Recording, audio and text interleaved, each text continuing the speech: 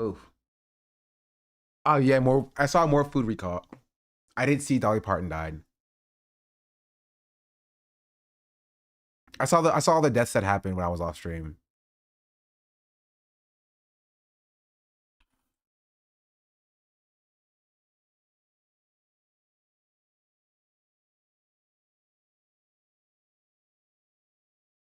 Then I saw people just keep posting headshots. I think it's crazy. I think I saw it from TMZ. I saw it from Variety. They kept posting headshots of celebrities. I feel like that's crazy to do.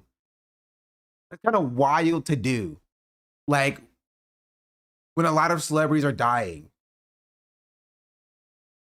Right? Like you can't like I don't know. Maybe they just, like business as usual, but I don't know. I don't trust them. I don't know. Let's see if I can find it.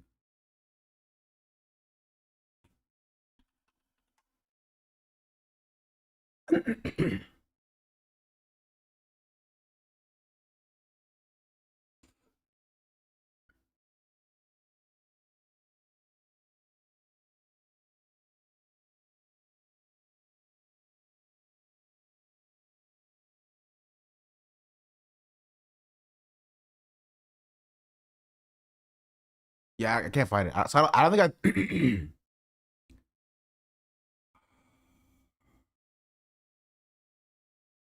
I don't think I said or talked about my LSAT on, or since I was live on YouTube.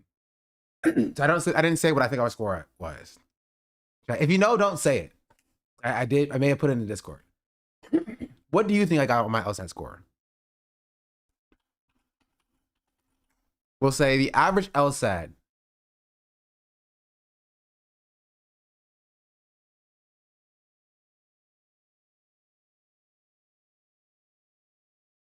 is.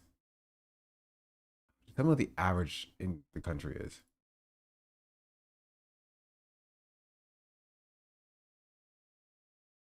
150-ish, 151, 152 is the median LSAT score. You can then Piker, of course, every day.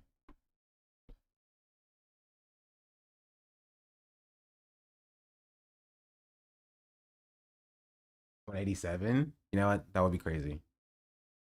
Remember, got automated. Probably because you put 67. 400. That's a bit higher than the. Yeah, you did put 67. I knew it. I knew it.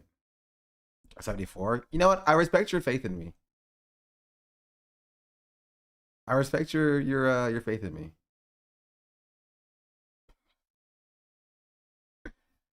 Trust your brain, bro. Yeah, trust me to break the scale. Okay, I'll give you a hint. My diagnostic score, the first LSAT I took without studying, was 153 in June. And my highest PT or practice test that I took before taking the LSAT was 161 in July.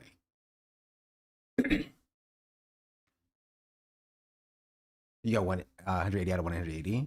I respect that. Some people got 180. Respect. Sean the Black says, she's my African princess. Gustamantis just subscribed. 14 months straight of being the 1000th subscriber. You got 180? What a run. Wish. G3, you broke your PB. You know what? I wish. Some people did get it, though. I had 162. 162 was the score. I wish I had 163. It was so close. It was so close. I was like, what? I was one away from what my goal was, which was 163. Should I get this guy background taking it for you? Yeah. 64? No. That's good. I mean, it's all right. It's okay.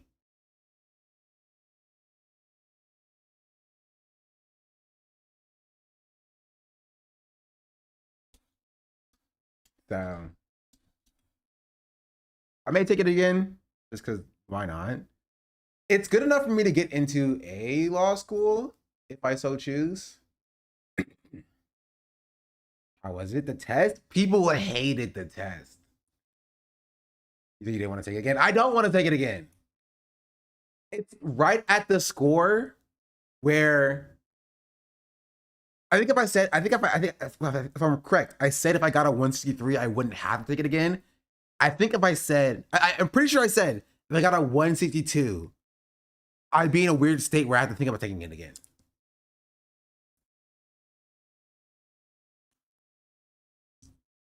It's at a place where I can get into a law school with the 162, but I can guarantee decent scholarship money with the 163. You know what I mean? That's where the difference is. And it sucks. Because for the schools that I'm looking at, that's the line between like you have to pay like, you know, $5,000 between having to pay like $10,000. That's the problem. When you get to decide what with their scholarship, it'll be kind of crazy.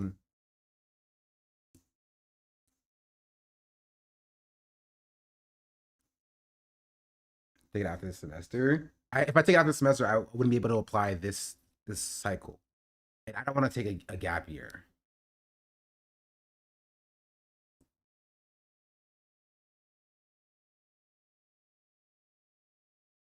Just remember, you want it's also the move.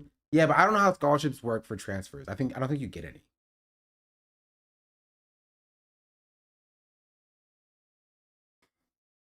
You know, I said, well, you're very smart. Yeah. And honestly, I was going to sit with the 162.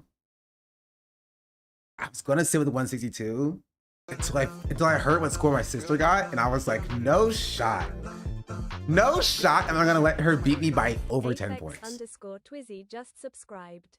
She did take it like 4 times, but like, no shot am I going to let my little sister beat me by 10 points. She had a 173.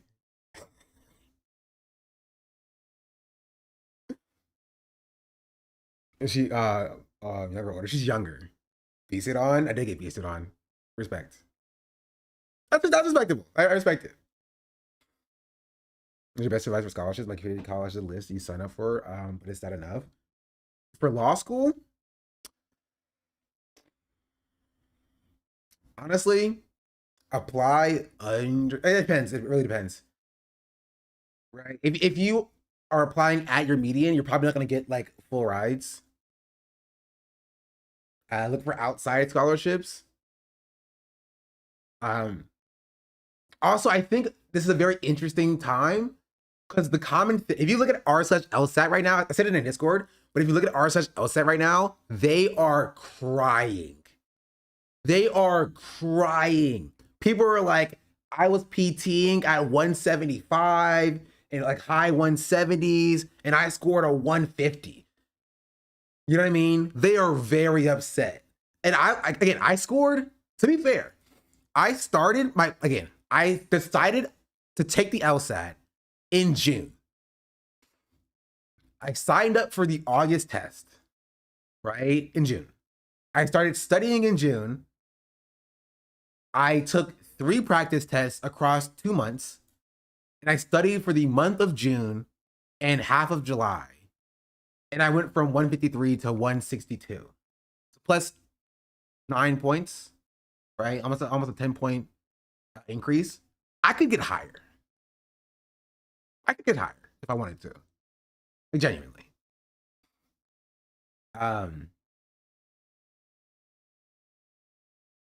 Right?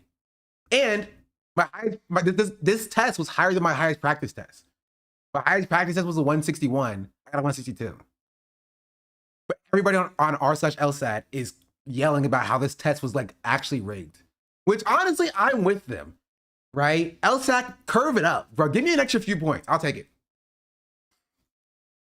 I'll take it. But I think it's also funny because this is the first LSAT that was for like the last 3 years, I think, that was fully in person because of COVID. And people think, I don't have any thoughts on this. People think that there was rampant cheating going on. She took it this year too because her score would also go up. No, she took it last year. She's in law school now, so she took it last year. She applied last year. People think that with the virtual test that there was rampant cheating going on. You're saying she cheated? No, she actually took it in person, funnily enough. She took it in person. But there was for virtual tests, you know, before August this year, there was a choice, right? You could have gotten like virtual or in person. But since August this year, you had to do it in person. There was no virtual option unless you were like literally like, out of the country. I actually didn't get one on my AP exam. That's really funny. Is it an open book test? No, it's not an open book test. I mean, it's open book if the book is your brain.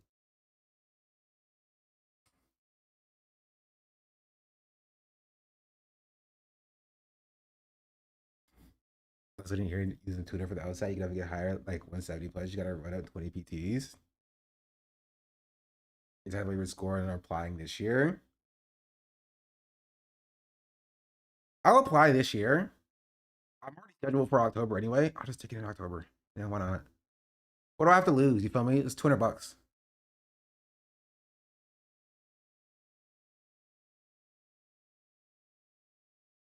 Because if I somehow like swipe a like a 175 or whatever my second time taking it, it just opens up more schools that I can apply to.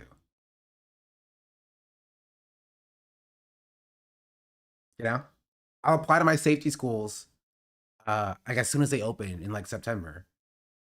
And like for schools that are like around my target or like, you know, my reach schools, I'll just wait until October to apply to those.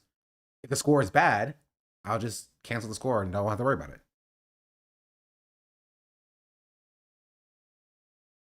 I'm not going to A&T. That ain't happening. I don't know. I did go through a little bit of a crisis yesterday about like, I don't know, like what do I do, you know? Like, do I even go to law school? What will that do for me? Do I even want to work? Am I just working to live or living to work or working till I die? And why? What's the purpose? You know what I mean? I think I had like what people describe as like a midlife crisis, but I'm like 25 years old. So it's my quarter life crisis. Just keep streaming. I really don't want to do that. I genuinely do not want to do that. That is like the last thing that I want to do. I would do anything but that. The problem is that anything that I will do will make me less money than streaming. That's the problem. You know what I mean? It's like if I get my master's and decide not to go back to law school, get my PhD, and start teaching, I can only teach like community college or like to be an adjunct professor. They won't hire me at, like on a tenure track with a master's degree because there's too many PhDs, not enough positions, and I'll make less money than I did streaming. Right? Even if I get a PhD, in 3 years, I'll probably still make less money than I did streaming. And even if I become a lawyer at the start of my career, there's a decent chance I'll probably still make less money streaming. You know what I mean? Than streaming. Stream your classes. I'm in a very weird state because of that specifically. Yeah, but I don't want to do that though. You know?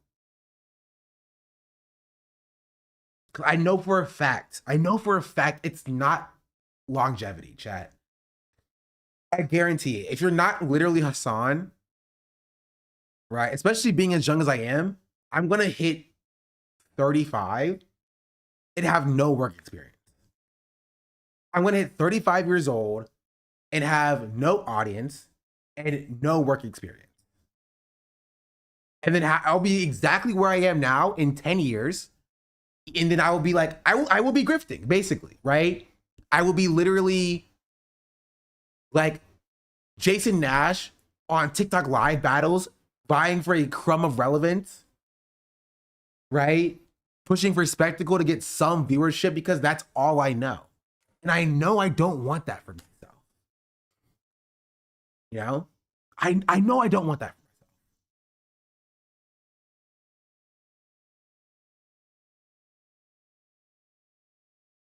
You feel me? I don't want to be like 35 years old trying to make it big, streaming 7 days a week. But I know just getting there is going to be a hurdle because I will take a hit. I will make less money. I will have to work for somebody else. And that's a change. I've worked for myself essentially all of my life, except for maybe my internship that I did. Excuse you back on the tube? No, thank you. Right? And it may not make sense now, chat. It will in 3 years. I promise you, what I'm saying now will make so much sense in 3 years or in 6 years.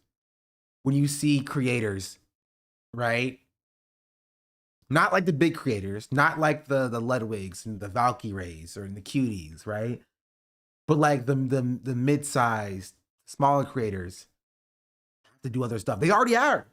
They already are doing other stuff, right? They realize that streaming cannot sustain them forever, and they're going to do other stuff with their life. I saw Ellen working at Jersey Mike's. You're lying. I know you're joking. You're joking with that. You're not wrong with Sad Bros. Doja Cat is doing the opposite. Yeah, but Doja Cat is like a famous musician. So like she's doing like a musician thing, which is like they get the opportunity to Swell Entertainment just put out a video about influencers needing more jobs. Oh, send it to me. That's good. That's a good little turn.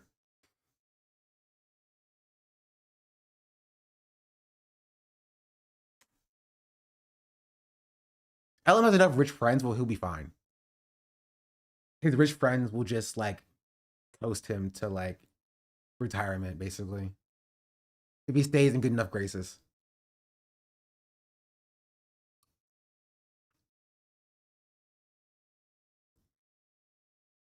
So I don't know. So right now I'm kind of future proofing myself, getting a master's degree, right? Getting a JD. If I need to, I can literally just like, pass the bar. I can open up Indeed and I will be qualified for a lot of different jobs, right? And that puts me in a better position than a lot of my colleagues in the space. But like making that transition from making what I made last year, which was $84,000 on Twitch, to if I teach, making like $55,000, starting out as an adjunct professor, that's a transition, That's a transition that I have to eat. The job market is actually extraordinarily bad right now. There's so much. I did not see the video on Video Essay Creep. I did not see it. No. I always work at a post office. I'm going to carry an active union. It gives me exercise and a sense of purpose. I don't know if that will pay my student loans at this point, unfortunately. It might, though.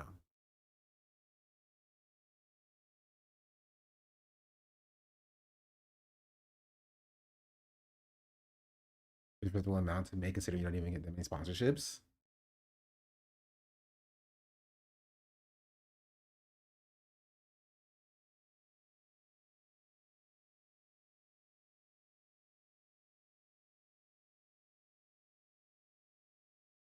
First thing you're going to want to do is really make your father's heart hurt.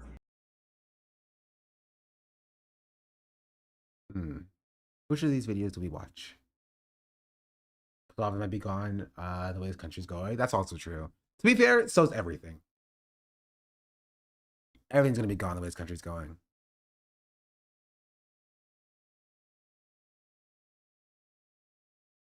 I don't know. I think I'm afraid of making the jump. Making the transition to something new, something different. It's scary. It's scary. I was talking to my dad this morning. It was like, I think I'm kind of searching for like going back to school to avoid jumping back into the job market. Even though like I technically think I have a decent plan, I think that is a part of the concern. Right? Because I feel like once I jump in, I'm locked in. I see a lot of people who are like, I'm 40 years old and I'm going back to law school. And I'm like, well, if I can just front load all of that now, right? By the time I'm 30, I can have all the degrees, right? I can have all the notoriety. Not notoriety, but I can have all the degrees, I can have all the experience, and then I can worry about picking my career after that point.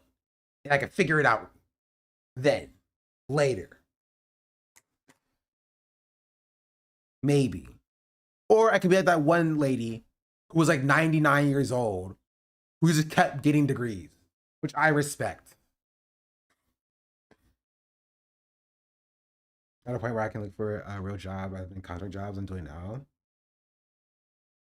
Yeah, let's start with this. Also, I won't be able to stay for long because I do need to go finish my readings.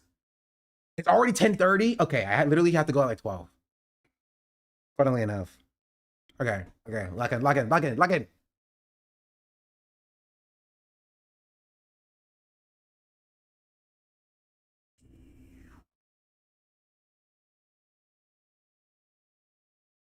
Oh.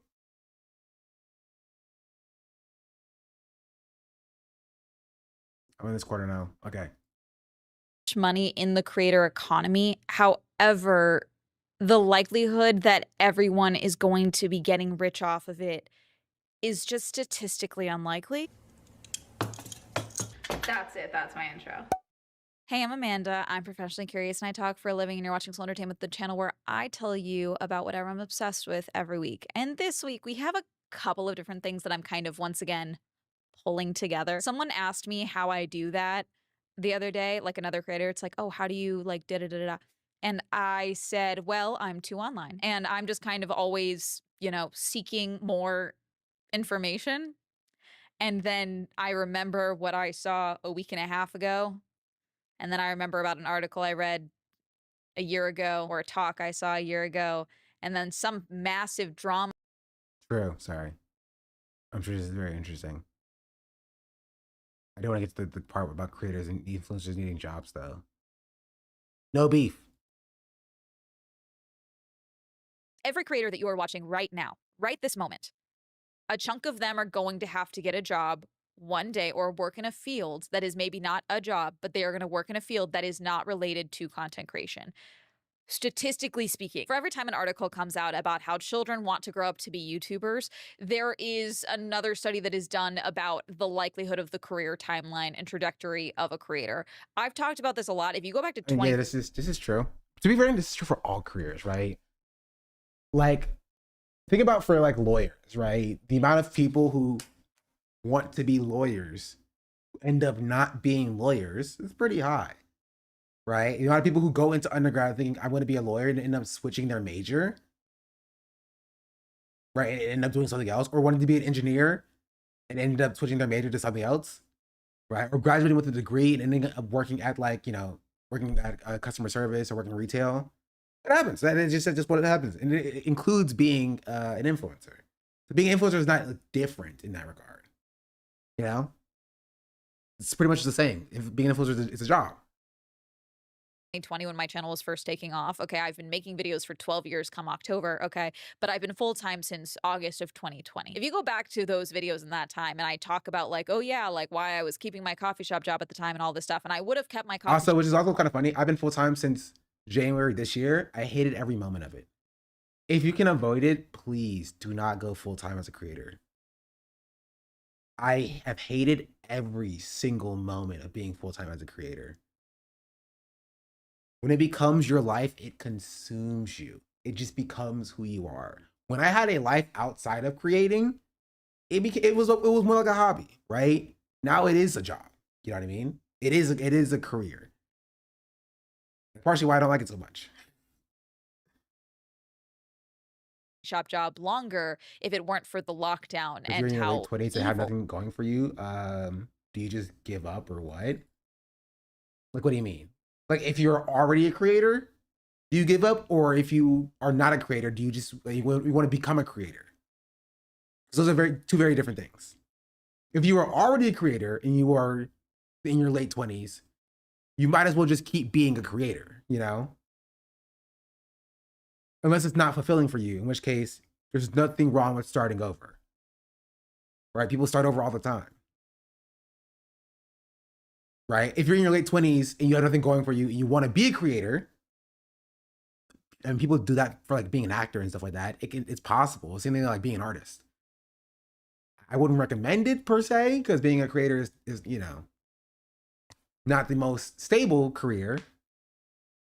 But if it's fulfilling for you, then go it. Want to be an author? Sadly, good luck to you. I think that's less like opportunity than even creators do.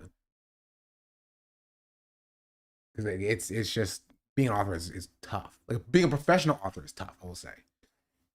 It is easier now with the advent of the internet, and it's gotten a little bit harder with AI, right? But it was a very good sweet spot where like, traditional publishing, right, has opened up with self-publishing becoming more easier with internet.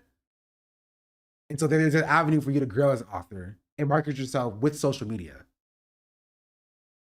You just have to get wade through the slop that is AI to differentiate yourself. Or if you want to get traditionally published, good luck. I don't have any advice for you. I don't know traditional publishing. People got in Orange County during COVID. That was weird. Y'all were weird to service workers. Yeah. If I ever bump into you in the street, I'll tell you that to your face. I don't care. That was weird in those videos. And since if you are a chronic watcher of Swell Entertainment, you'll know I make references to, I will also say, so this is my complaint hour, I think. I'm not complaining, this is about getting my thoughts out. I think a lot of my beef is that I thought I had more time to think about this. But with my master's program only being a year, I don't have any time to think about this. I thought I had at least a year, right, to do my master's program, to chill, to consider my plans, to plan things out, consider my options. And now I feel like I have to be on go, go, go. Because if I miss this cycle for applying for either PhD programs or for law school, then I will just kind of be sitting for a year and I will be stuck streaming for another year. Do that.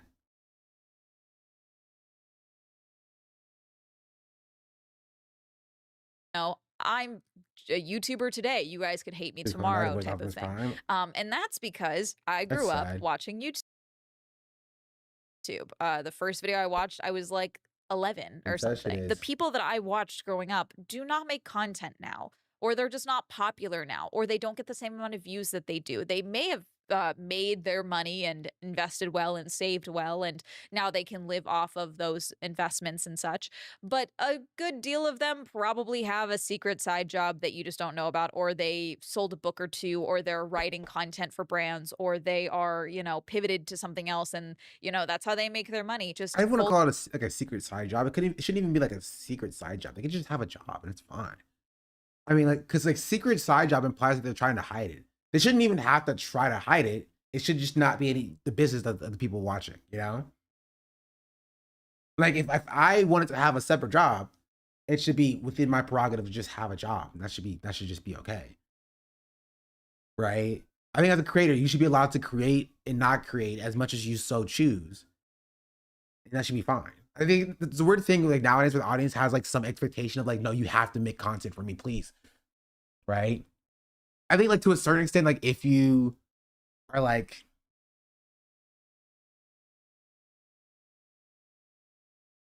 I don't know, if you're like taking money or like and promising like stuff, like if you promise like we're gonna do merchandise with the money you give me, then like that's a separate thing. But like, you know what I mean? Fully don't post YouTube videos anymore is not 20. It's a lot. Also, YouTube just announced new monetization. TikTok's monetization seems like it changes on a dime. Twitch just announced all their AI stuff, which they've been doing. They kind of finally admitted that like Amazon's been doing this. So I was like, okay, good. I wasn't wrong, because I'm usually not wrong. I'm just early. That's typically what happens with me. But I want to talk about all these different things. A creator will post something and then it'll be like, well, why are you care about this? You're rich. And it's like, no, I'm not rich. I work at a smoothie shop. Like, and they just they don't show you that part. So you don't see that part.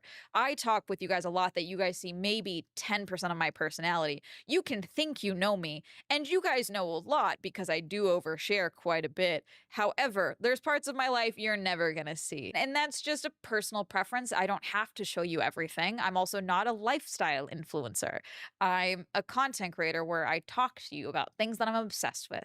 And sometimes those things are dumb and silly. Like maybe you think this is dumb and silly, or maybe you're watching this because you are someone that is scared about the YouTube changing of monetization or the creator economy. I've had friends that are massive creators that have the way more subscribers than me that have messaged me and they're like, how are you getting these brand deals? The brand deals, I had a conversation with my manager, a company I've worked with for years now, okay? Just had to terminate the rest of the brands, the ad spots for the rest of the year for me and numerous other creators. And I'm like, is what it is. I'm not going to sit here and tell you that the industry is not changing, that the recession that we've all been talking about that the government won't address is in fact impacting every genre of life, including the influencer economy and the creator. The best part about that, though, is that recessions do end. Unless they turn into depressions, in which case we're kind of cooked. But if it is a recession, then that implies that it will end at some point. Statistically speaking, most recessions do end. Recessions end too. Well, I mean end as an end and not turning into a depression. You know what I mean? End as in going back to normalcy. Right, depressions do end as well, but like things get really bad. Things get not good. Are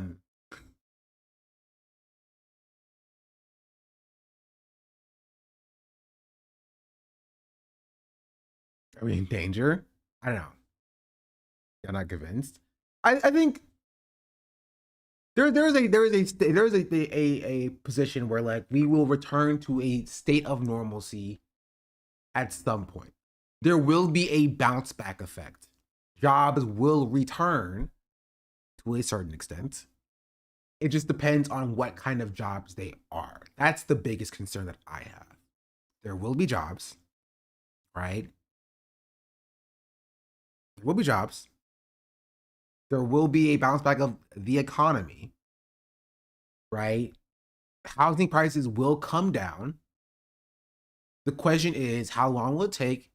And what jobs will return, what houses will be sold, stuff like that. You know? Because there will always be some negotiation of things getting bad to, well, maybe not so bad so you don't do a revolution kind of thing. Right? There's always that negotiation there. They will never push it to the point where like, things become so untenable, people will rise up in arms. They will never let it get to that point. That is like the key number one of like America. They will never let it get to the point where things get that bad. This is why accelerationists are wrong, fundamentally. Accelerationists who think they can push it to that point are wrong. Because America will never let it get to that point. That's why we need to convince people within the current state of how things are, that where we are now is already bad enough to justify them taking action. Does that make sense? We will never push the state of society to be like literally like destitute, right? Because the country will stop it from getting that point because they don't want it to get to that point, because they don't want to push people to the point of revolution. Powers, I'd be really seem really dumb recently though. Yeah, but like you have to remember that like Trump is not really in power. He's like at the helm, but like you have to understand that like he is kind of like the toddler pulling at the wires. There's an entire apparatus around the American empire that keeps it afloat, and they are pushing for Sam Altman and Elon, even Sam Altman and Elon, like these are the figureheads there, right? We're not talking about like even like the Bill Gates.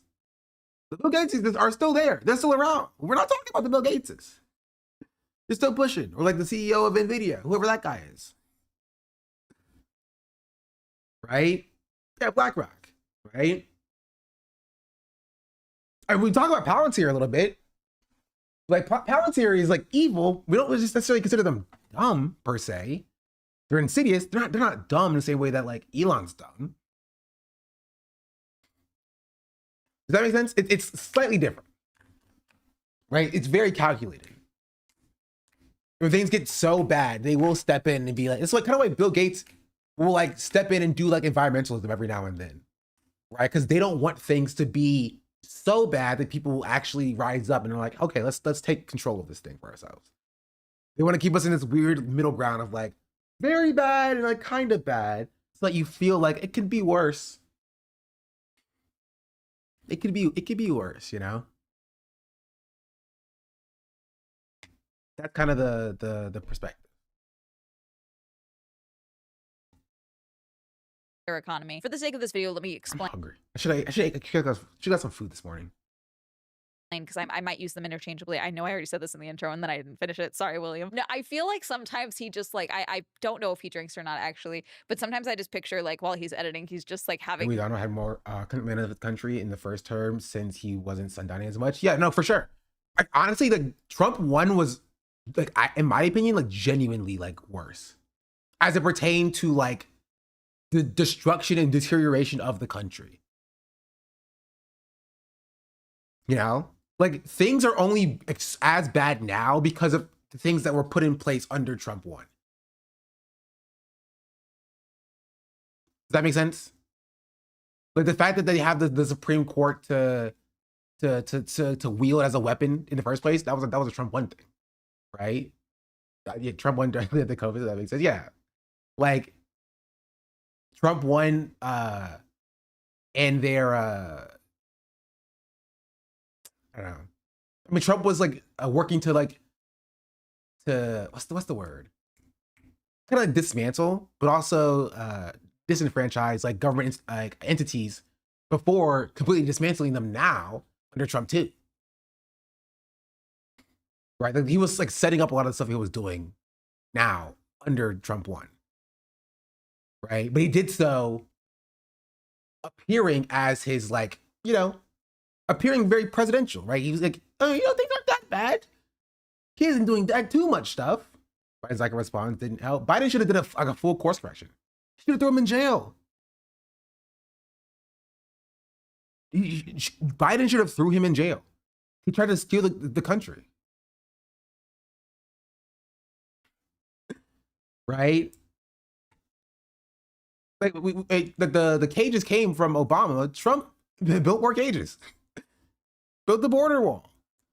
He solidified the overreach of ICE under Trump 2, but the border wall came from Trump 1. The red race started Trump 1. It was very calculated. He was sharper than his first term, like actually a good speaker. And he set us up for where we are now. And now he's just kind of like, again, coasting. Talks about putting him in jail, and that's why Trump decided to run again to avoid prison. It worked. They should have actually put him in jail. Have him do his debate from prison, please.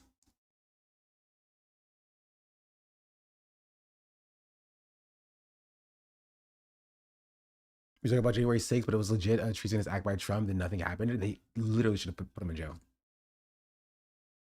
They should have jailed him and his advisors and everybody who had a hand in it. They should have had I don't know. I don't know how to describe it. The Republican Party should not have existed after January 6th. The fact that it did is a fault of the Democratic Party. I don't care what you should have done or had to have done. Right? But it was like, I guess now it's like the Confederacy, essentially. They were trying to do a sedition. Talking about just trying to do a sedition. Like honestly, you should be like, okay, you secede and we crush you in a rebellion. Okay, you're gone now. You're no longer an entity. There's no longer a Republican Party anymore. There's no longer an official Republican Party entity because they officially seceded and they're gone. His shots lined up for when I do something that annoys him. He just slams one back. Relates like, oh, she did it again.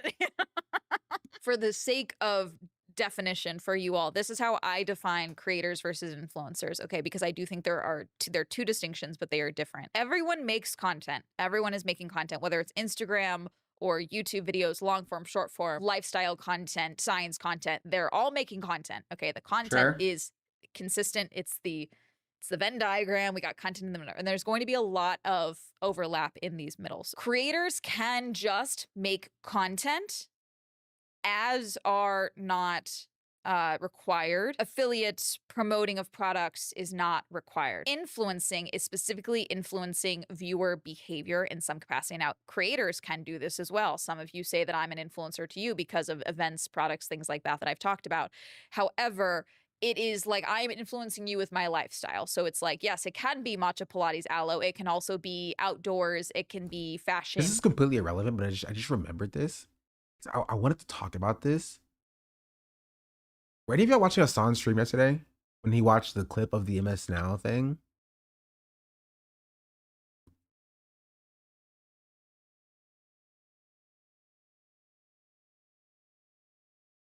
I said it in my Discord.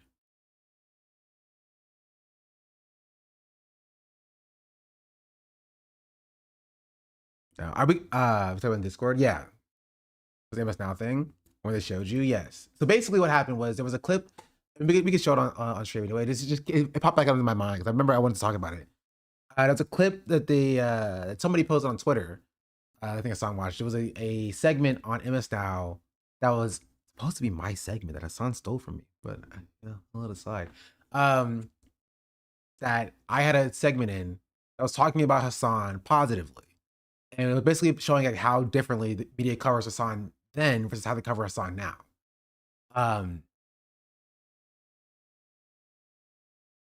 Right? And how dare you? How dare I? How dare he? But when I came up, I know this happened because I got pinged a lot on my chat arena. When I came up, Chat was pretty nice, pretty valid. When I came up. Afterwards, Gremlo came up, and there was a lot of ills on Gremlo, right? Like ill Gremlo, right? Which is like, I've been consistent on this, right? You don't have to like other people. This is fine, right? You don't have to like Gremlo. That's also fine. What's weird about it to me is people hardlining on Gremlo, but like telling people to chill on like Ryan Grimm and Kyle Kalinske. That's what's strange to me. You know what I mean? Here, I'll show it because if we're gonna be consistent, be consistent. You know, if we're gonna call out bigotry or whatever, let's just call it bigotry.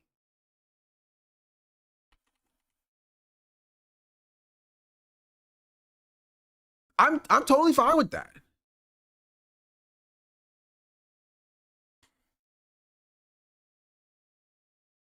I'm completely okay with that. I apologized recently too. I'm not really a huge Gremlo fan, but I don't think the hate he gets is fair. It always bums me out. And if you don't want to, take his for Archer being a pedophile texting minors, who's Archer? Who's Archer? Do I know Archer?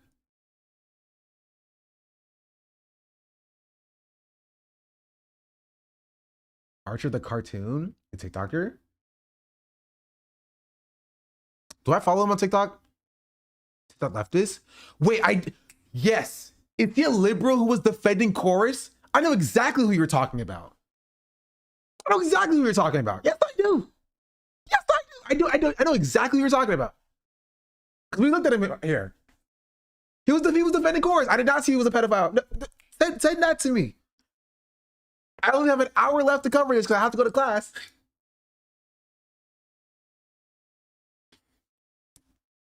Grimm and Dropshot are right more than wrong, and Grin helped defend Grin has helped Kyle Kalinske defend Hasan to death. Fuck Ryan Grimm and fuck Kyle Kalinske. Ryan Grimm is a racist piece of shit, and I don't care. He can go die in a fire. I don't care. Literally. He's the same thing as fucking Ben Shapiro.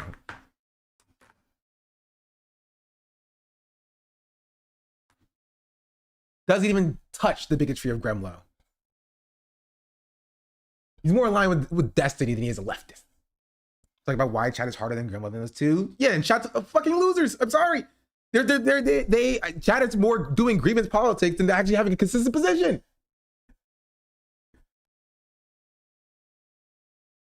Genuinely. It's not based on anything real. Because chat will defend them. Chat will defend Kyle Kalinske and Ryan Grimm, right?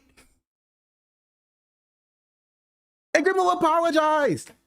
And again, I'm not even saying you have to take Grimlow's apology. You don't have to like Grimlow, but this idea that like you can't possibly ever hate on Ryan Grimm. You can't ever hate on Ryan Grimm. How dare you? How dare, it's just who you like. They just like Ryan Grimm more. That's not leftist. That's not a leftist thing. They have a personal bias in favor of Ryan Grimm, which makes them fine and okay with his anti-black racism. They will defend his anti-black racism because they like him, which makes them a racist.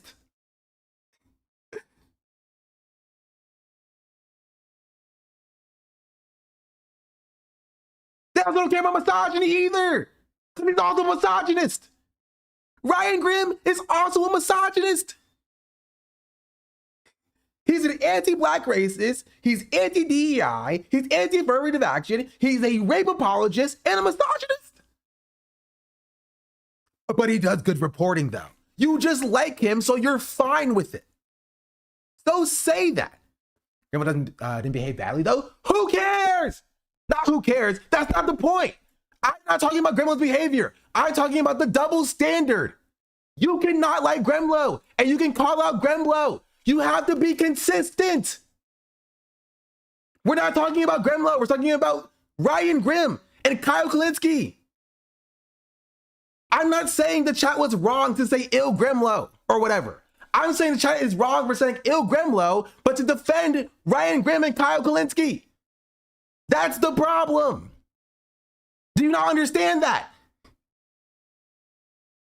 That's what the problem is. And he apologized. If you don't take his apology, if you don't accept his apology, that's a different conversation. That's a separate conversation. Right? But there is a double standard here that we're not addressing. There's a double standard here that we're not calling out.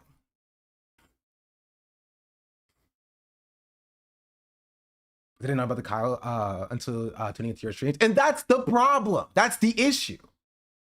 Apologize. That's more than, did you see Ryan Grimm apologize for his anti-black racism, Demi Charm? Did you see Ryan Grimm address his anti-black racism? Did you see Ryan Grimm ever be talked about by his anti-black racism? Did you see anybody ever address his anti-black racism, Demi Charm?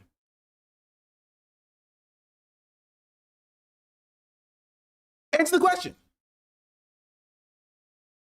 Have you ever seen it addressed at all? At any point, ever?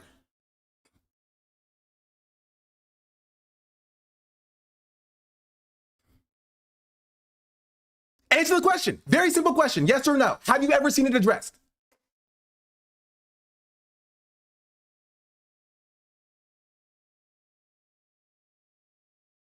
Answer the question.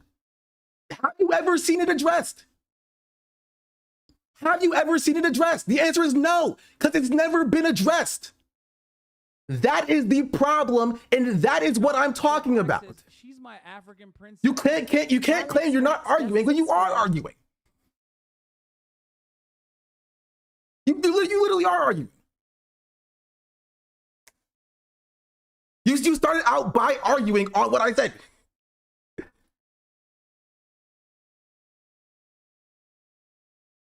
Like, objectively speaking, my take, again, I literally started this section by saying the chat can operate and say whatever they want to say, but it's inconsistent. That's literally what I said. Number one, frame one, the first thing I said was the chat can say what they want to say, but it is inconsistent. There is an inconsistency when it's about addressing bigotry, because the chat does not care about bigotry. They don't care about misogyny either. They don't. Because if we're being real, yeah, the way that Mike and Hasan and Ryan Grimm and everybody who defended Graham Plattner, covered Graham Plattner, was misogynistic. And not even just I said it, Caroline also said it. Has that been addressed by anybody? Have they apologized for that? I don't think so.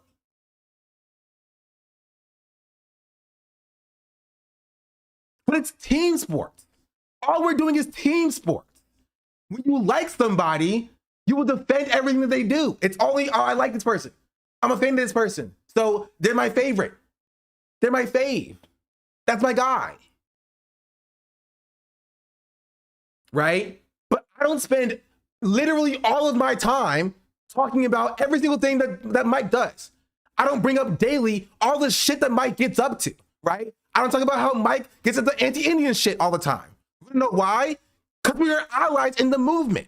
I don't bring that shit anywhere, right? And I think Mike needs to be better about not bringing his shit everywhere. I'm sorry. I think Mike's chatters need to be better about not bringing their shit everywhere. And that's the problem. His chatters keep stepping in shit and taking that shit and taking that shit and bringing it everywhere. And messing all that shit up. And making the whole house shitty. Right? Because I can talk about the shit that everybody's been doing in the space. Right? Being allowed to get away with anti-blackness and misogyny.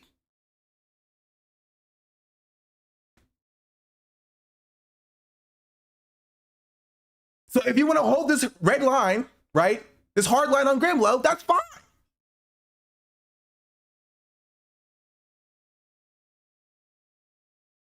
That's fine. You can do that. But don't act like you're not being inconsistent. Because this is inconsistent. It's inconsistent.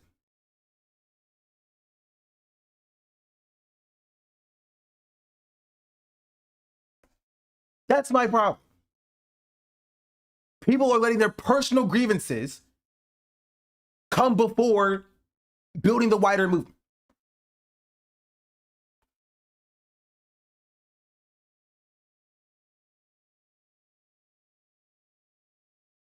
That's it. And we need to be better than that.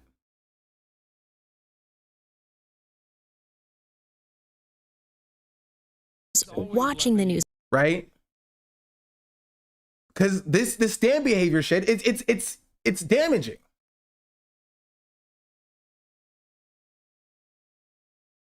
Oh, this is actually not the same person I thought I was talking about. This is a different person. I actually never seen this person before in my life. I was thinking about I think it was a white person for some reason. Archer got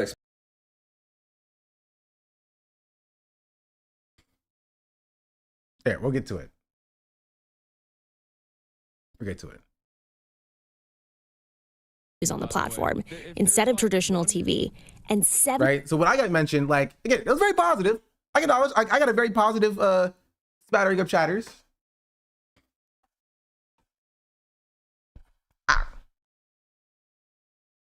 70% of those users under this was like 2 years ago at this point. Age of 35.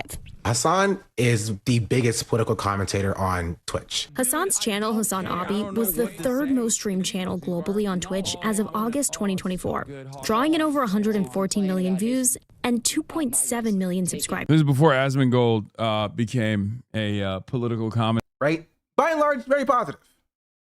Very positive. Decided to grift. Hasan Abi. He kind of pioneered the space for the style of political coverage he does. He provides commentary and answers questions. Right?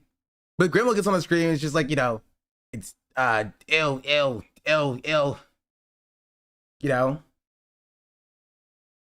Live 8 hours a day. Like, I'm sorry, that's not productive.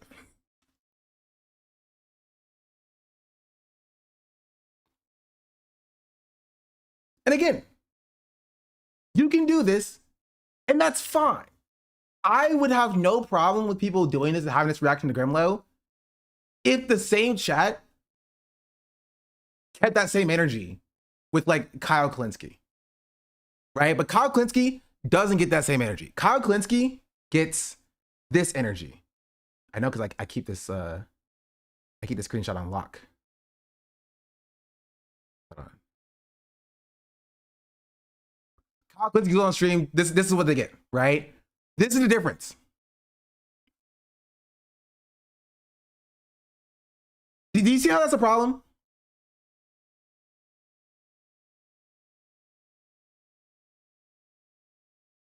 Gremlo on stream, Kyle Klinsky on stream. Do you see how that's the double standard? If you don't know what hungry is, it's a reference to Kyle Klinsky's very famous tweet that's still up on his Twitter, right? Where he says the N-word.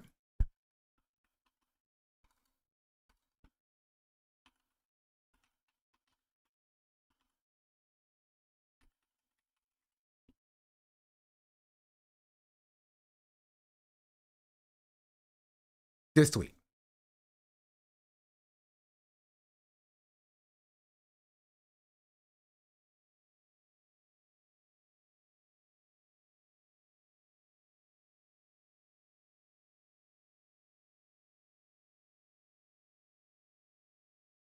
Searching for hungry, I actually saying no. This was literally just a screenshot of chat. This was not me searching for hungry.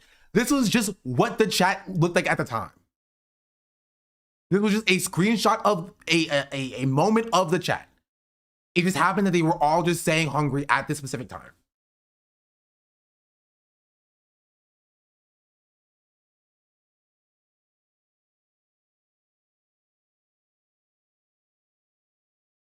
Do you understand what I'm saying here?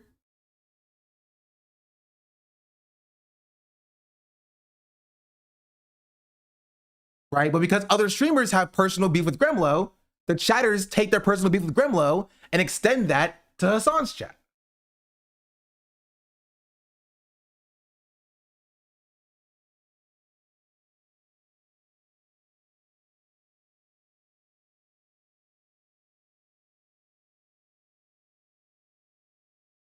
And if you ever dare criticize Kyle Klinsky, they'll hit you with the, why are you purity testing? Stop purity testing. If you ever dare criticize Ryan Grimm, it'll be stop purity testing. We can go back to the VOD.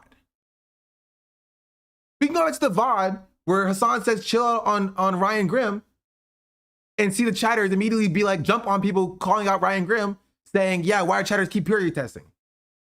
So who gets to decide who gets purity tested? Who makes that decision?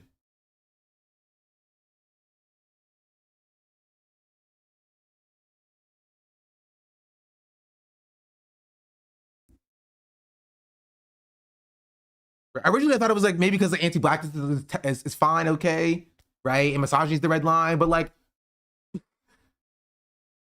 Ryan Grimm also did misogyny. So did Kyle Klinsky. They both did misogyny. They both immediately jumped on the misogyny train to defend Graham Plattner. No apology, by the way. No acknowledgement of harm, by the way.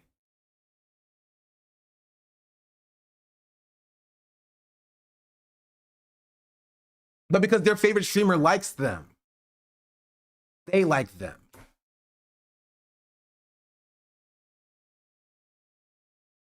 Do we see how that's a problem? Do we see how that's problematic?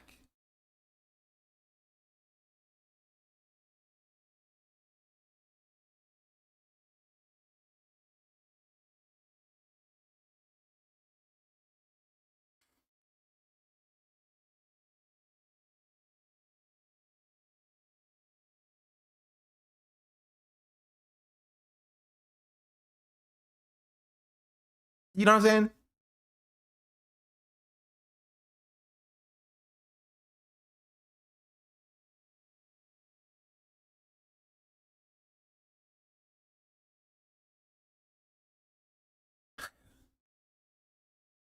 That's my take.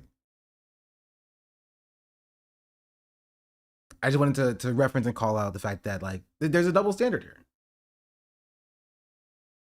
It is a double standard. And if you want to be real, like It wouldn't be like, sure, we don't, you know, yell at our allies in the movement, because that's what people say about not Coglin, Ryan Grimm.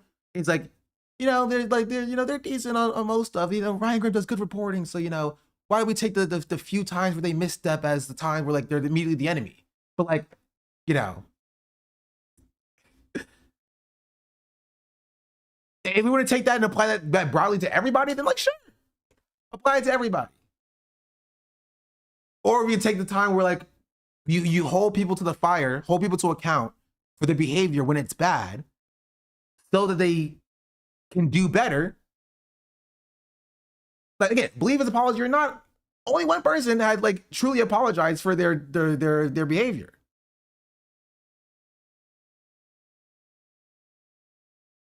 This is the same problem with Graham Plattner, right? Graham Plattner consistently going on interviews and nobody questioning him about his past, right?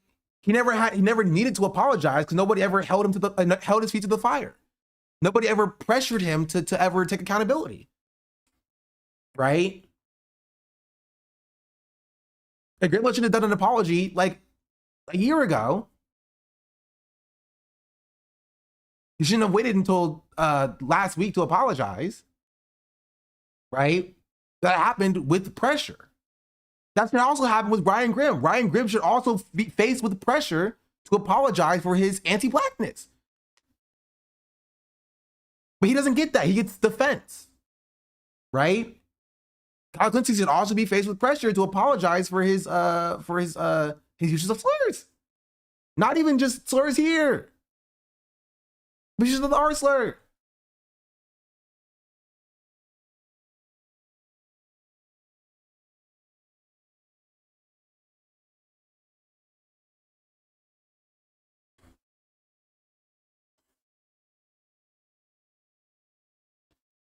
That's insane.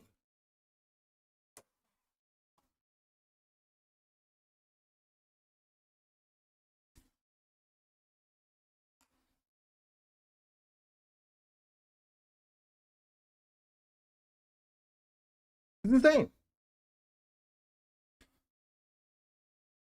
That's it. That's my take.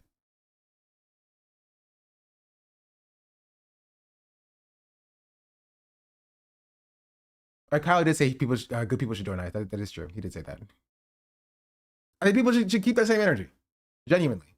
I think people should keep the same energy. And I said it last week, right? I said it last week, and I'll say it again today. I don't know if I said it on the second channel or on the main channel, right? But I said like once this recent saga of conversations like around VO and Gremlo and Brett, right? And Rhizome. Once that was over, right? I told you that people would just move on, and we would never get to an important part of the conversation, which is the way that Mike's community conducts themselves. I said it. I think that is an important part of the conversation.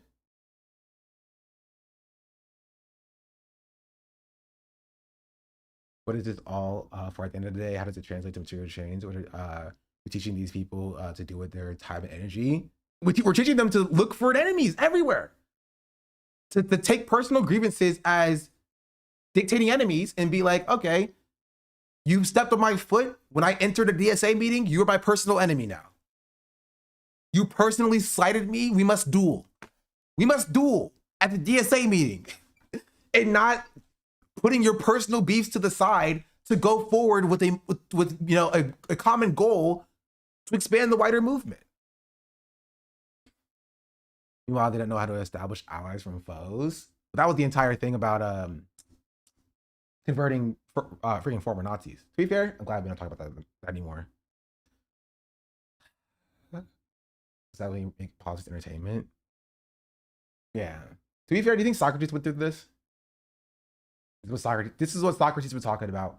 Socrates, when talking to Polemarchus, he was like, "Man, Polemarchus, I really hate your dad, Cephalus.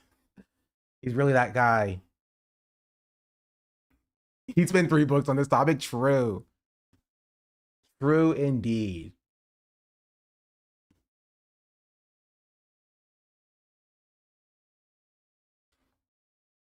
Another one of these videos. I don't know who this Archer guy is. Archer got exposed for talking to a girl that was in high school, and as soon as the text messages got leaked, he immediately went into, oh, I didn't know. I misread the text. You miscommunicated. You know what I'm saying? And in situations like this, it is always on the adult in the situation to shut this shit down. You know what I'm saying? And like, it most likely... Who is this guy? Not this guy. Who's this Archer guy? Have I seen one? I don't know if I've seen one of his TikToks. I don't use TikTok. Archer. Is he private? No, he's not private. Apparently. Oh, he had he lost a lot of followers, apparently. Oh, the baby you aborted could have cured cancer. So could one of the kids that were eaten by billionaires. Palestinian children could have cured cancer. Kids in Congo, Sudan, they could have done amazing things. You know, the average... I've never seen this person before in my life.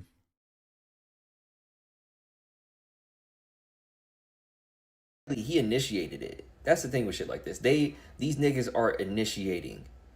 And I hate the rhetoric around saying girls are fast and they know what they doing. You know what I'm saying? Even if they are pursuing the older men in this situation, I swear. it's up to... Have I? I don't know if I have. I thought it was a different person. the grown-ass nigga to shut the shit down. Like, he grown as hell telling a child to, let me get a bite. Let me get a bite. Saying your spot is secure. You ain't got no... Like, come on, bro. This nigga's weird as hell. And, like, I'm 26, right? And I can tell when a woman is 20 or 21. You know what I'm saying? So I shut that shit down because that's too young for me. So for you to be 30 and to say, I don't know when somebody 30? is, like, high school age. That was uncalled for. My bad. My bad. That's fucking ridiculous. And even if I wasn't sure how old somebody was, but they told me I'm graduating high school soon or next year in a few months, I'm leaving the shit alone. Why the fuck would I want to entertain somebody that young? These niggas know what they're doing. Don't ever let these weirdos say, oh, I didn't know they were young. They lied, because 9 times out of 10. I mean, as soon as they say high school, like, why are you even talking? You know what I mean? Anything happened. If you are old enough to be thinking about your high school days, you are too young for anybody who is my age. If you're old enough to be in high school, you're too young for me. If you're old enough to just graduate from high school, you're too young for me. If you're old enough to reminisce about your high school days positively and fondly, you're too young for me. You need to be like a solid 10 years out of high school. You know what I mean? A solid 10 years out of high school to be young enough, you know? Right there around my age. You're not even 10 years out. And that's why it's good enough for me, you know?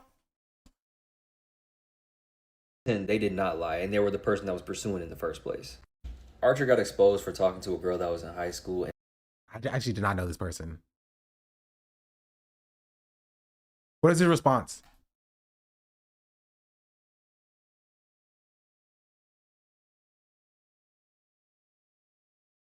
Wait, he's doing like Death Note music TikToks to like...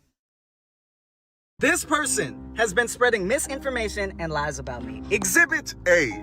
They use a cropped screenshot to claim that I personally reached out to them to invite them to a Discord server for my fans. No, this is the real screenshot. This is the full screenshot.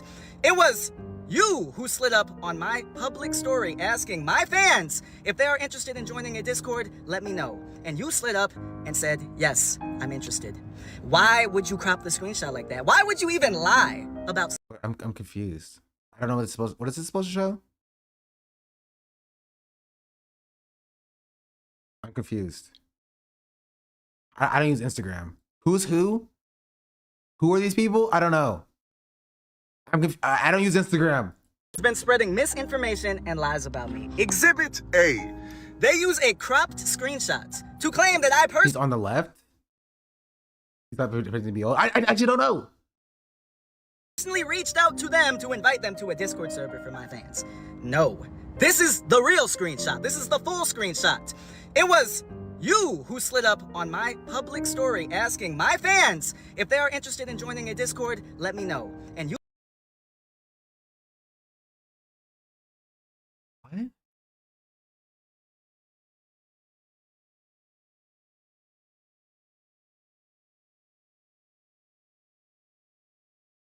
Okay, so he said, "Tell me if you're interested." She said yes, and he said, "What's your username?"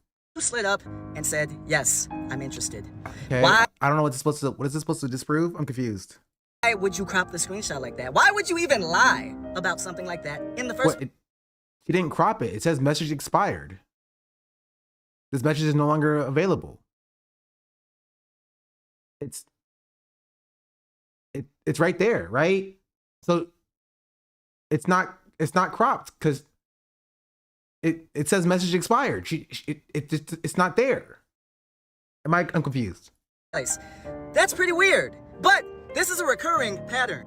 He'd always give me tips on the videos I was making, and like I would be the first to comment on his, and yeah. And Archer was replying to me by name in the comments. I dismissed it though. It's your name. What is there to dismiss? Tell me, what do you want me to call you by? I don't just reply to you by name, I reply to many comments by name. And I don't just reply to many comments by name, I get so many DMs, and I literally post public DM interactions on my story every day. What are we talking? But you know what's actually... I do think it's a little weird as a creator to respond to so many DMs from fans. Am I crazy on this? Maybe it's because I don't respond to DMs. Maybe it's because it's me and I just don't respond to DMs at all. I will respond to a DM every now and then if somebody was like, "Yo, Sean, this is a good video." I'm like, "Appreciate it." Praying hands emoji. You know what I mean? But like, I'm not like, "Yo, thanks Amaya so much." Heart emoji, heart emoji. You know what I mean? Like, that seems weird. We're not friends. No offense, chat. A little bit of offense. We're not friends.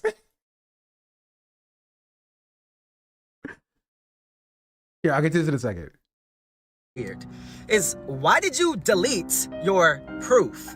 You had a post saying that he even responded to a post that I had a high school walkout. But mysteriously, in the comments, when people brought up the fact that nowhere does this say high school, you went and deleted the post. Like, you deleted your proof because the proof was not helping your case. What's up with that? No genuine person would do... But like, he still hasn't responded to like the fact that like, if she told him she was in high school, you know what I mean? He hasn't addressed that very specific thing. Right? He should say, "You never told me you were in high school. That was a lie." You know what I mean? Like, I feel like if that would be the main thing, right? That would be like the main thing you would say. "You never told me you were in high school. That's a lie." But he still hasn't addressed that very specific thing. That if you're concerned about the like truth, a bunch of random other stuff. You can't just delete shit that doesn't help your narrative. None of this is coming from a genuine place. Cropped screenshots, deleting your evidence and proof when people point out that it actually doesn't fit your narrative. Making memes, reposting memes and jokes about this. This whole online ecosystem where everyone immediately jumps to make their little hit piece and get their views up. All this does is create a system that fails both real victims and accused. Stop it. I just want to know whether or not he knew she was in high school. I'm willing to hear his side of the story. He just has to tell me whether or not he knew she was in high school. And he's just not saying that. It's not that difficult. That's a very integral thing that he has to say. All he has to say is, "I did not know she was in high school. She never told me she was in high school. I should have checked." Him not saying that is a bit suspect from my view. That, like, him not addressing that is weird. It's weird. That's a weird thing. And it makes me think he's hiding something. Video, but you guys probably know a creator named Archer. He posts a lot of socialist. This is a pretty serious video, but you guys probably know a creator named Archer. He posts a lot of socialist content. Well, he got outed for texting a 16-year-old girl pretty inappropriately, so I want to talk about that. Now, I'm not going to say her name or anything out of privacy. I can say this right now. I do not DM anybody.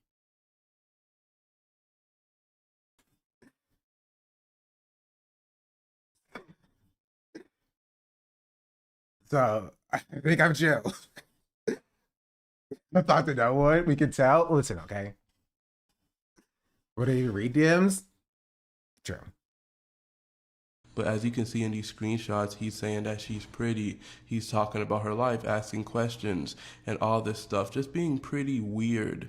At the very least, weird as hell to do that since he's almost 30 years old. Every time she posted a story where she's in it, he would like it instantly. When she would reply or comment in his videos, he would reply instantly. It was just really weird behavior, and she felt creeped out. And that's fair. It gets weirder because Archer has this trend where a lot of his comments and DMs will be really flirtatious about him. I thought it was satirical, but she actually took one of his stories that pointed out one of these DMs, and she said, just to test the waters, oh, it looks like I have a lot of competition. And he says, oh, your spot is always secure.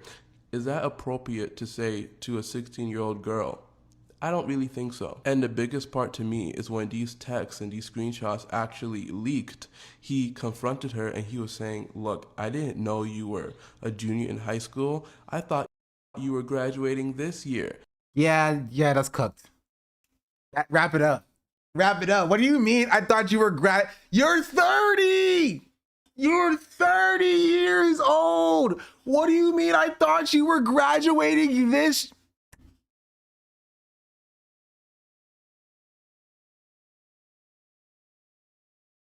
Sorry, I got a little bit out of pocket.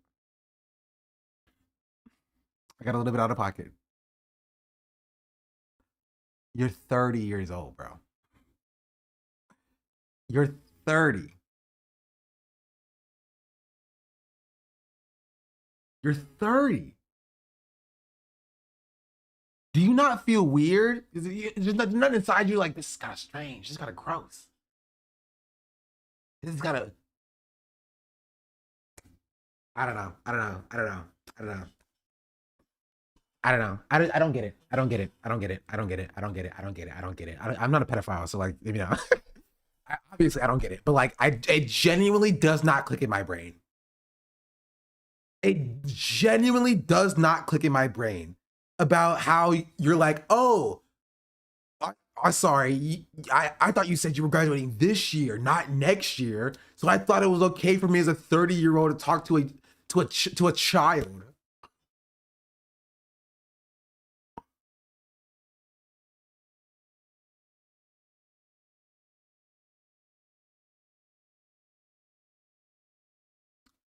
Weird. It's weird. It's weird. Like, that would make any difference, really. You're still talking to a minor, and I don't even believe that you made that miscommunication. I think you well knew that she was a junior. And it's almost... I mean, even if she's a senior, bro, she's in high school. I don't think that makes it any better. Right? Even if she's 18, she's in high school.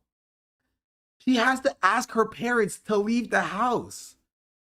What business do you have talking to her like that? She's in high school.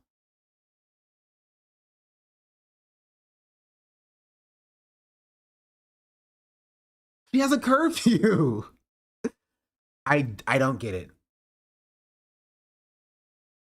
I don't get it. It reminds me, I opened up Hinge recently. I haven't been on Hinge in a few months. I opened up Hinge recently, and I started scrolling. And I was like,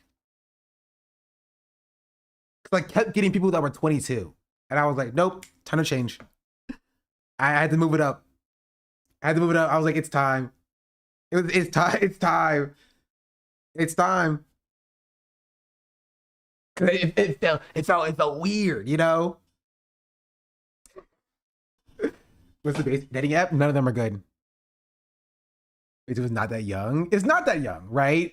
But I'm turning 26, right? And I'm in grad school, about to graduate with my master's degree. You feel me? Me and somebody who's 22 don't have too much in common at that point, right? It's not like inherently predatory, but like, you know, personal preference. I don't really want somebody who's 22.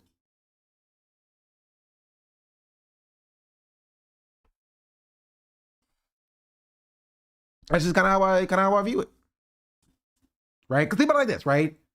Somebody who's like 21 can just start legally drinking alcohol and getting into like 21 plus, like, you know, clubs and bars and stuff. Somebody who's 22 is not that far off from that. Raya's also trash, by the way. You on Raya? Okay. I'm still pissed. Raya has not accepted me. I'm not famous enough on Instagram. Because Raya doesn't take Twitter, apparently, as valid social media fame. They only take Instagram. Everybody on Raya, Vishal's on Raya? Yes. It is racism, essentially.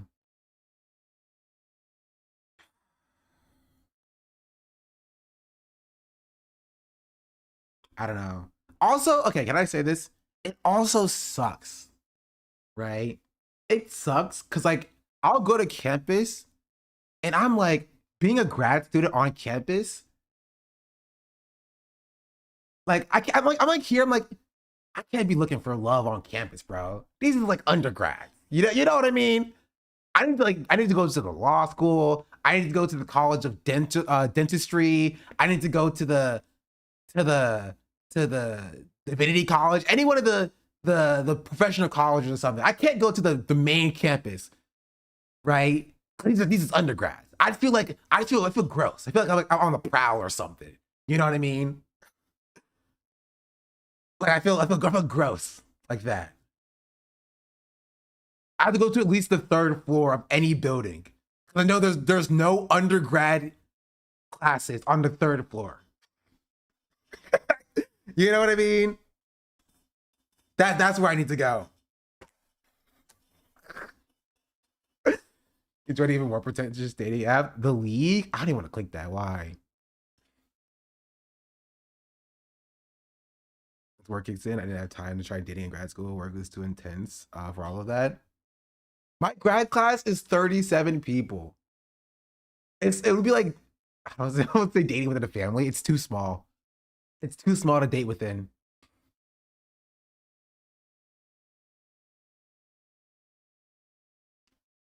Generational gap is weird, low key, too, because even people in their 20s are weird as far as relating personally. As a person in the late 30s and pushing 40, like the cutoff would be 28, and even that feels weird.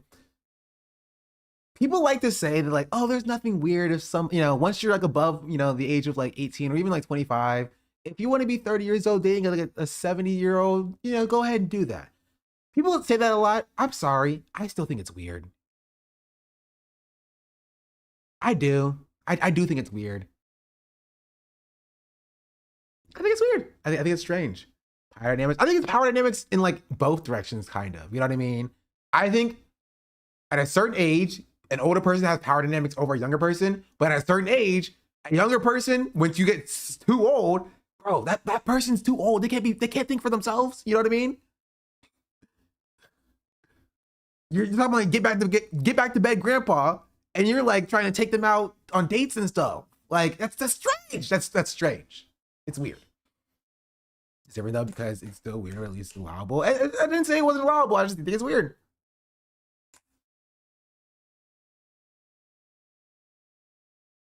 Somebody does not get back to bed grandpa age. A little bit it is. What's the ceiling? Listen, I'm just saying, I think it's strange. Do what you gotta do. I think it's strange. And I'm allowed to say that. You're allowed to do what you want to do. I'm allowed to think it's strange.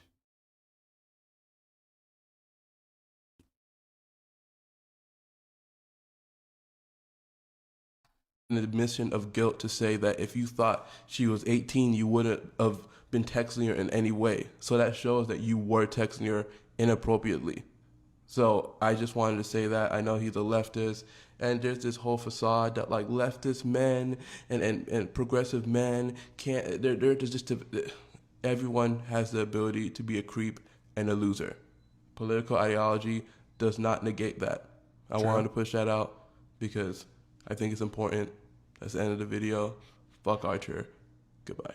This is a pretty serious video, but true. And honestly, he could have still bounced back from this if he was like, if he just like took accountability for not checking her age.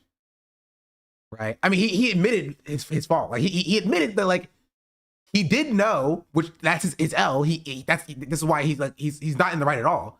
Right? But if he genuinely didn't know, he could have just been like, I didn't know. It's my bad. I should have known. Right? And that would have been one thing. But he did know. He did know she was in high school. He just thought that she was in a later stage of high school than he thought, according to him. Who is the person in the picture? This is the person who made the video. Has been spreading misinformation and lies about me. Exhibit. Made a follow video. I'm not finished because this is the biggest lie that has come out of. I think it's also weird because you know that she's a high schooler and you're like blasting her picture and bad mouthing her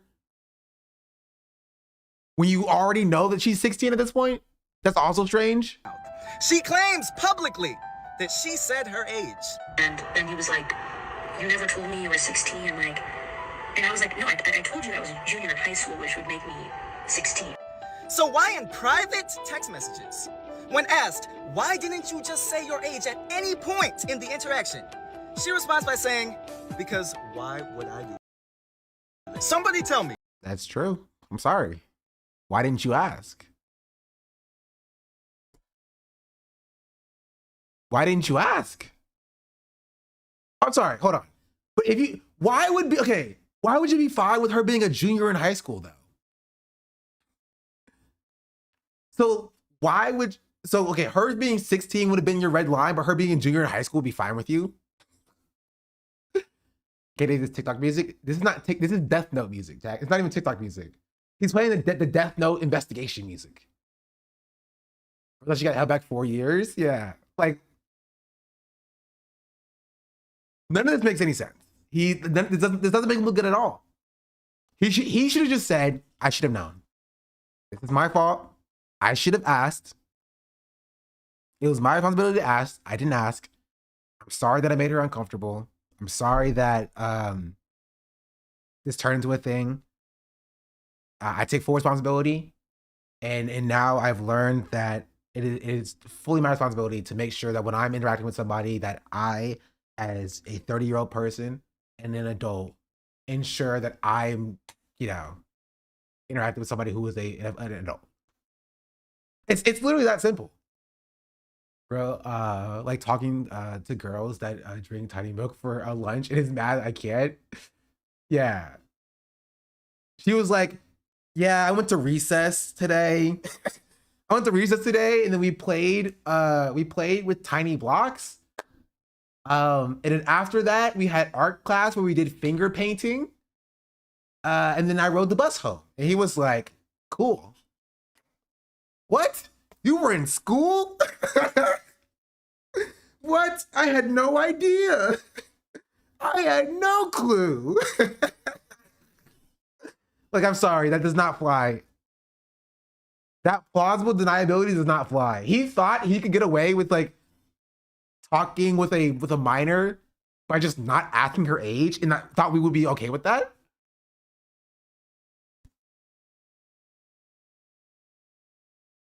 Sure.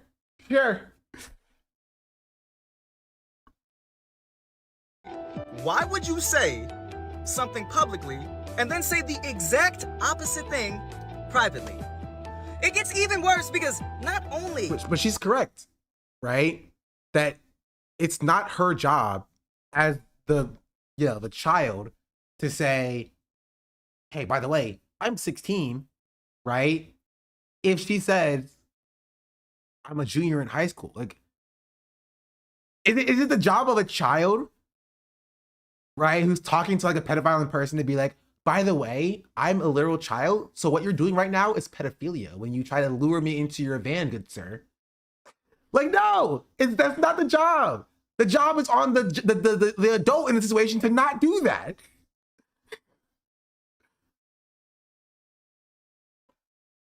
Like, again, maybe it would be slightly different if, like, again, this was like in person and you were in a 18 or 21 plus club behind two barriers of like ID checks or something like that. and you had an expectation that everybody involved would be an adult, you should still check, by the way. You know, for your own, you know, and everybody's safety, you should still check and ask to make sure, right? But that would be one thing. But you're talking to random people through DMs.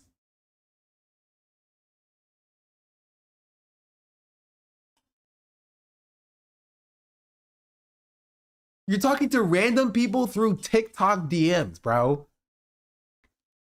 You're not going to do your due diligence to ask how old are you? Do you not ask that to people? Like, okay, Chad, just let me know. Do you not ask that to people you're talking to anyway? Like, if you meet somebody either like on a dating app or like in person, you get their number, do you not just ask? Do you not want to know? It is not a part of like the small talk of building up conversations. You know, like how many siblings do you have? How old are you? You know, where do you go to school? Stuff like that, you know? When did you graduate college? I don't know, I just eat food. Like it's just like normal. When's your birthday? That's a good one. Right? And you can like work it into the conversation, right? Like if you wanna get a little bit, you know, spicy with it, like, you know, like when's your birthday? You know, I started getting into astrology. So when's your birthday? I want to know if we're really compatible, you know? You don't have to like literally ask, like, you know, how old are you exactly if you don't want to. I mean, I think you still can. It's a normal thing. Can you drink this beer? How do you feel about alcohol? If I put you in front of a car, would you be able to drive?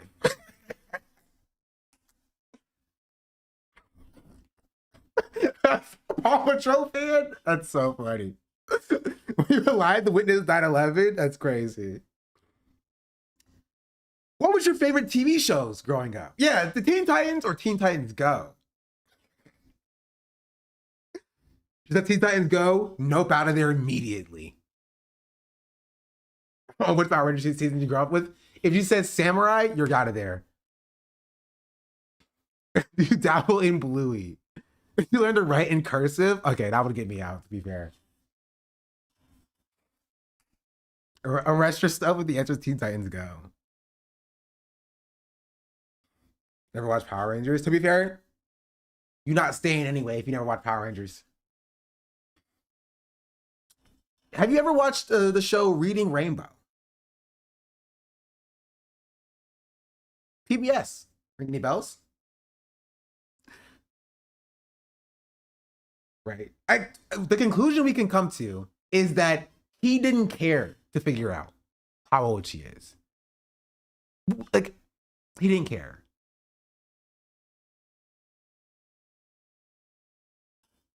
I watch Dino Rangers. I'm allowed to stay. Which Dino Rangers? It's like 3 Dino series. You have Mighty Morphin Power Rangers, you have Dino Thunder, and you have Dino Charge. OG. Fair, valid. Chicken nuggets or Dino Nuggies? Dino Thunder? Ah, okay. That's also valid. That's valid.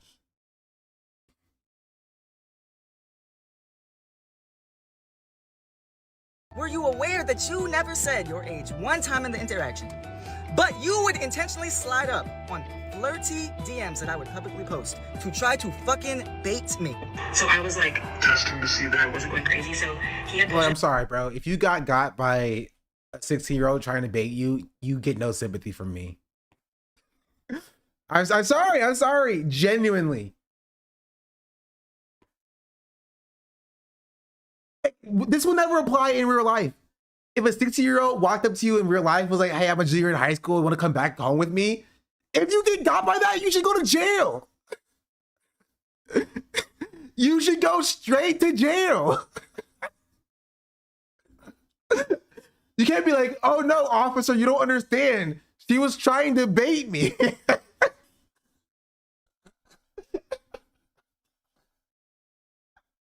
It's not my fault, it's her fault.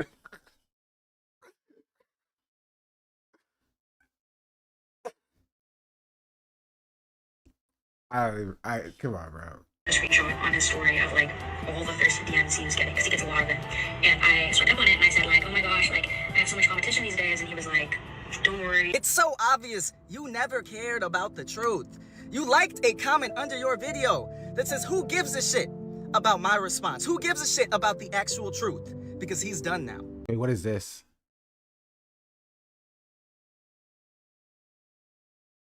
Oh, that's not okay. That's not Ryan Grimm. Stop. That's not Ryan Grimm. That's all you cared about. You cared more about bringing me down, trying to bring me down, trying to get a little gotcha moment than you do the actual It is? truth. No, it's not. That's not Wrap Ryan it up. Grimm. I'm not finished because this Sure, is like him? the That's not big- Ryan Grimm.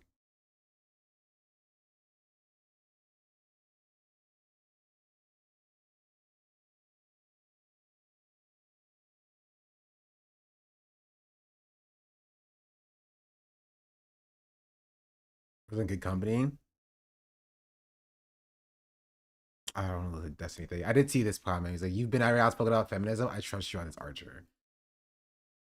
This is a very common problem with like leftist men, where they just get like this level of like, oh, you know what?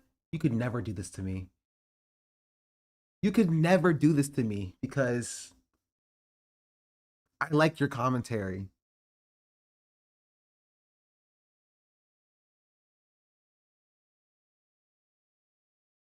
He was also the only one he liked.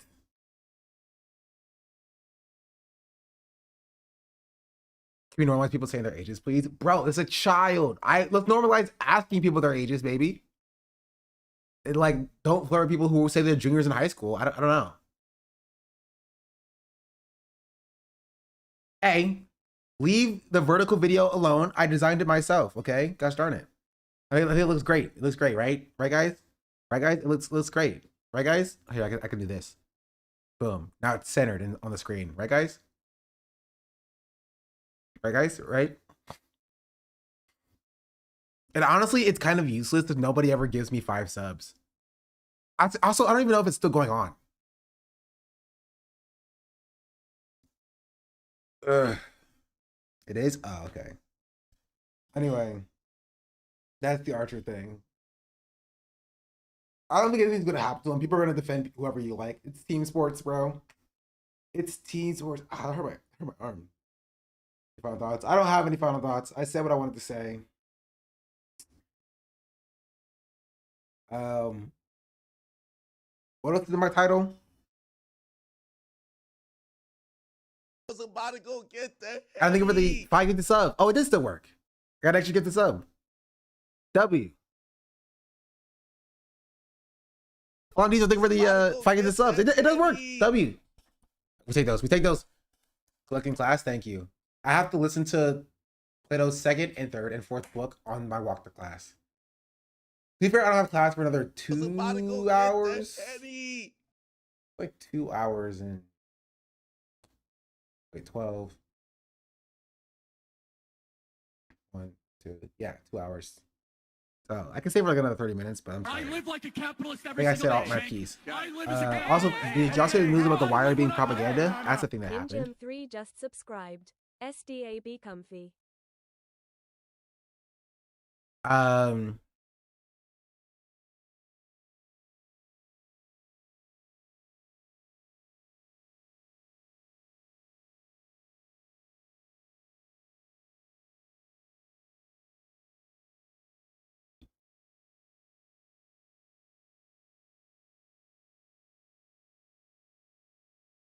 Oh, I didn't talk about John Ossoff. Which I don't want to say I told you so on John Ossoff. But I'll say I told you so on John Ossoff.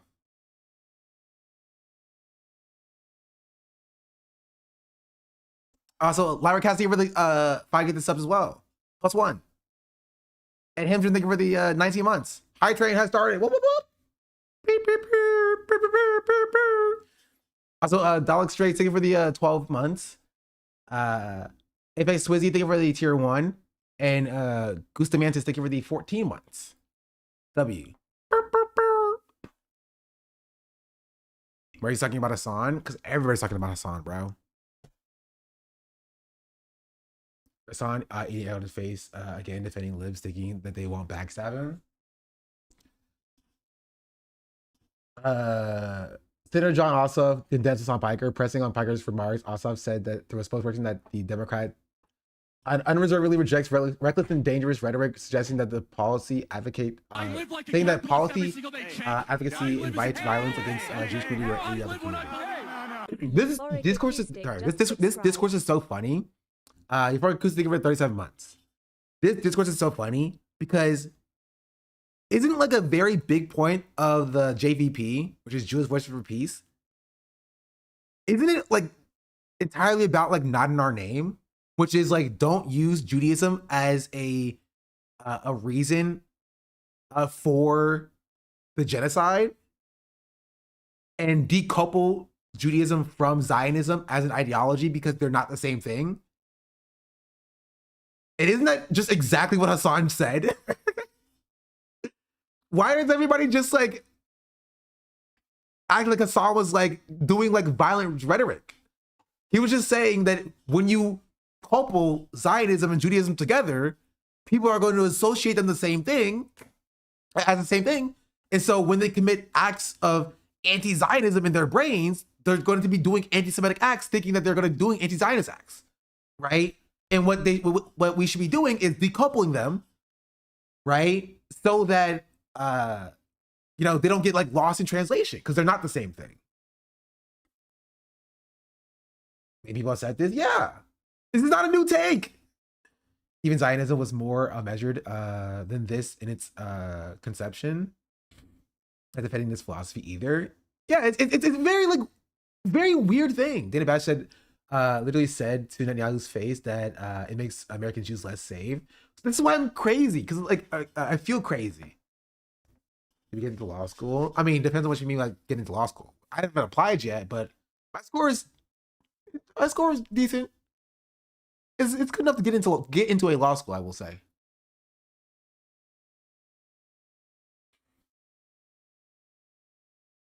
Didn't the President Jordan say exactly this exact thing when Herzl asked to take Palestine? Question. You got 200? Bro, I wish. You're purposely misrepresenting Hasan's statement. Yeah, which again they'll do whatever, no matter what Hasan says. You know? And, okay, this is my take as well. Where I think this is the woes of electoralism. And this will wake up a lot of people to why electoralism will always end up failing in the end. You can get gains and it's decent for like harm reduction, right? But you can never, ever ship of Theseus to the Democratic Party because they will always stand in your way. You think they will reflect? Some will reflect. You can't ship up Theseus to the Democratic Party. You can't. You can hand them wins on a silver platter, which is what Hasan did. Hasan literally is handing them wins on a silver platter. He's handing them wins on a silver platter. And they are more willing to throw away and throw these elections to the Republicans than to take the win. And I've tried to tell people this months ago. I tried to tell y'all this months ago, right? When I said, how meaningful do you think these progressive wins are actually going to be manifested in Congress? Right? Because some will get through. They'll get through. There'll be a few in there, and you're gonna be fighting against the tidal waves, because the Democratic Party as an institution doesn't want to win. That's why, in my theory of change, a third party is necessary. Right? I'm still a registered Democrat. Right? I still see a use in using the Democratic Party. Right? I'm not one of the online Twitter people who are like, do away with the entire party. I think there's use there. People like Democrats. They don't like them. The people are Democrats, and we can use that to our advantage. But a third party is necessary because the Democrats, by the nature of their existence, do not want to win. And this is an example of that. This is a perfect example of that. They don't want to win. And when you give them a pathway of winning, they will throw, right? You threw a Hail Mary, they caught the ball on the 1 yard line, and they were like, oh, snap. We might actually score a touchdown. They took a knee. That's it. They took a knee. They could have scored it immediately, and they took a knee. What does winning mean or look like to them? We keep thinking that they have the same goal as us when they prove time and time again that they don't. That's a good point. Assumedly, it's passing. Take Medicare for all. Assumedly, it's to pass Medicare for all, right? That's not going to happen with the current Democratic Party. The reason for supporting electoralism is to get leftists elected to move to dirty break when the contradictions happen. The problem is that the push and pull happens way quicker than I think we are ready for. You know what I mean? I'm for dirty break, right? In in the perfect world, half of the I expected this. I mean, I know you expected this. I don't think I think you have a way more pragmatic view, ADK, of electoralism than I think a lot of people do, right? I think a lot of people have a way more idealistic view of what they will get from electoralism. So they're not ready for stuff like this happening, right? Like they're not ready for like Moskowitz winning and beating Oliver Larkin, getting in, being like, we need to get rid of this Hassan Piker guy, you know? 30 pickles my nickname in college. I think it needs to be a twofold strategy. A dirty break cannot happen if there's nowhere to break to, in my worldview. There needs to be a third party alternative, right? That is growing in power simultaneously, right? That can capture people who are leaving the Democratic Party. It needs to exist. And my frustration with the Green Party, it's not doing that, right? It's not doing that. Something needs to exist there. There needs to be a growing third party, a local grassroots apparatus that is ready to catch, right, people who break from the Democratic Party. It's just not there yet.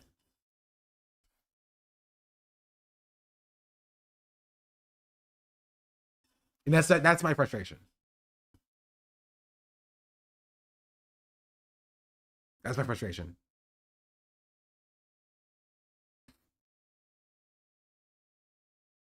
Like an oust Joe Stein. Already my last one, yeah. Rather than a break, there needs to be a divide in the party to prevent further coalition of power.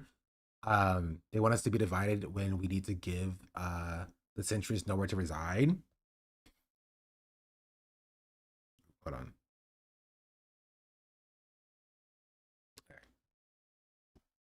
I can see that, but I don't know if the DSC has the power to do that, unfortunately. I mean, that would work if you didn't have like Zohar Mamdani backing Hakeem Jeffries for Speaker of the House, you know?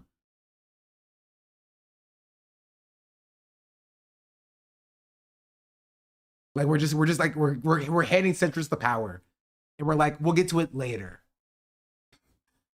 We'll get to it later. That's why I was disappointed when they told you to step down. Jeffrey's the best friend of Jared Kushner, yeah.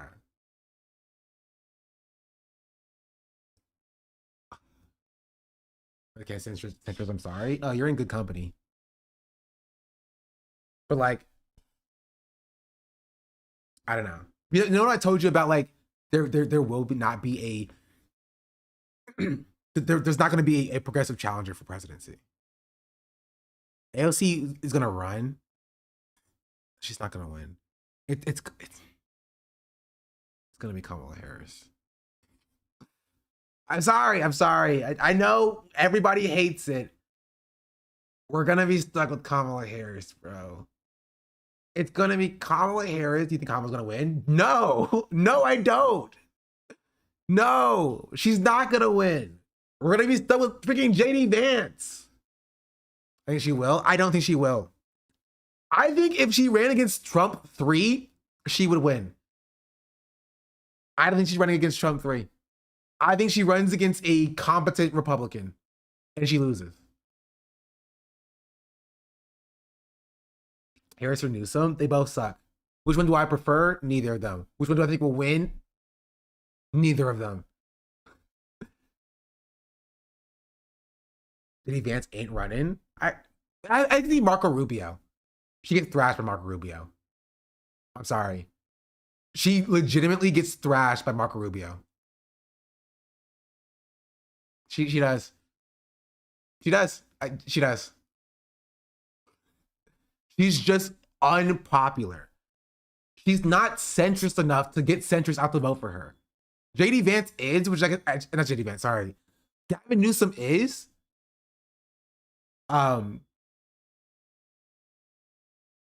Right? Like Kamala Harris is not pulling out like independents and centrists to vote for her. But she's not nearly progressive enough to like move the left flank. Gavin Newsom is not going to get any leftists out to vote for him, but like I can see him moving some independents.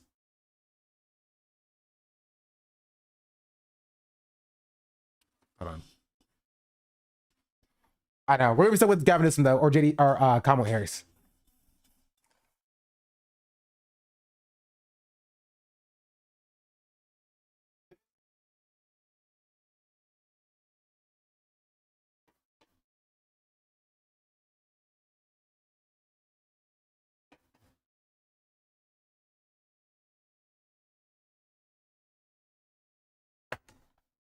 Ugh, my legs.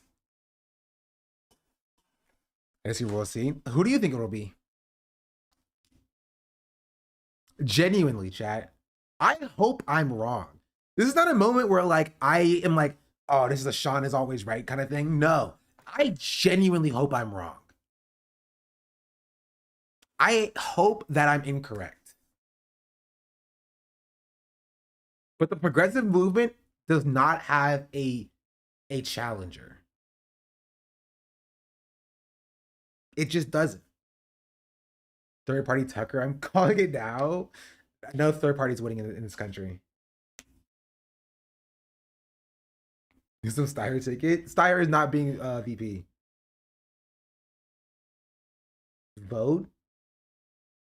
I don't know about the older Blue Dog Democrats. I think Kamala can't win because America won't vote for a woman. I didn't think Kamala was gonna win. I think she's gonna lose. She'll be the nominee though. I don't think it will be. I don't think it will be because she's a woman. I think it will be because she sucks, and because she's a woman.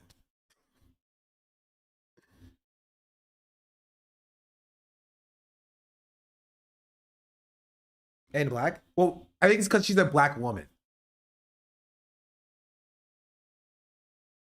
And somehow black men's fault again. Yeah. Look about somebody who dropped out before Iowa. She dropped out before 2020 even started. She didn't even make it to the election year, chat. She didn't even make it to the year of the election before she dropped out. She dropped out in December of 2019. Who's Kamala's new running mate? She won't make it that far. I lied. She won't make it that far. It'll be Newsom. Gruesome Newsom.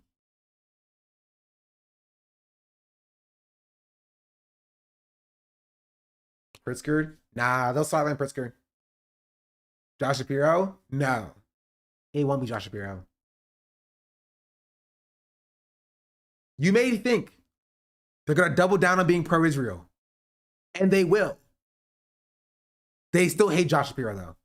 I think they just have personal beef with Josh Shapiro. I don't think it's because Josh Shapiro is pro-Israel. I think they just have personal beef against Josh Shapiro. Genuinely.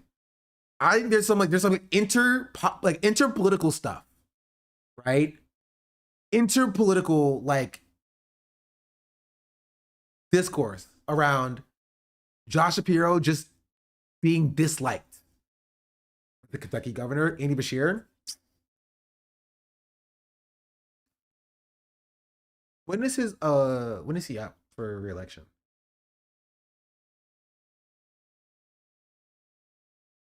Kamala Ossoff? Oh, that's a good point. That's a good one. That's a good one. That's a really good one, actually. He's on the screen too. I didn't think about him. That's a really good one.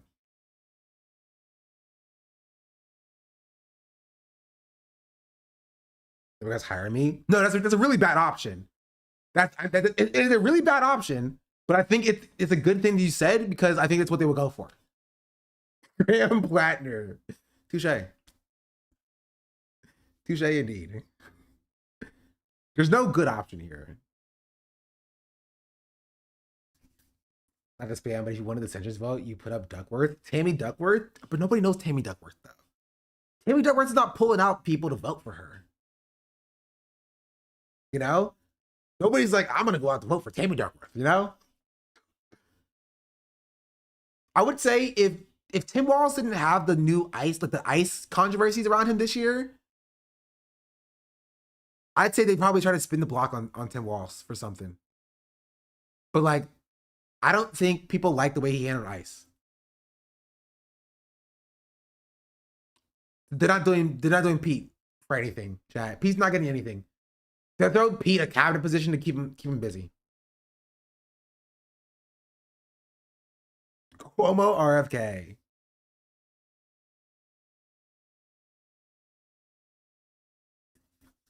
I don't say Walz debate JD Vance. I don't want to hear anything. If Mark Cuban wants to get into politics, do you think he'd join D or R? I mean, he already said he'd join as a Republican. We saw a clip of him saying he would join as a Republican. We saw it like 2 days ago.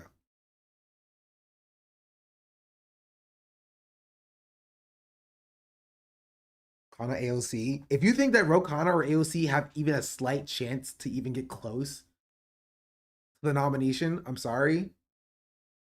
You are living in full hopium mode. Joking. Listen, I'm with you. Right? I have my issues with Ro Khanna and AOC, but like if we lived in that world, that would be a objectively better world than we live in now. We don't live in that world. Is AOC very popular? She's not presidency popular.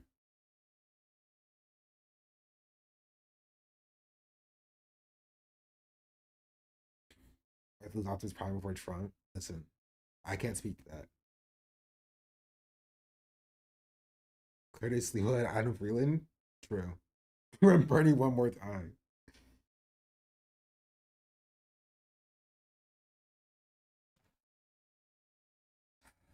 You'll have to stream vid about what? Gotta give me some context about that. I have to go in like 10 minutes anyway.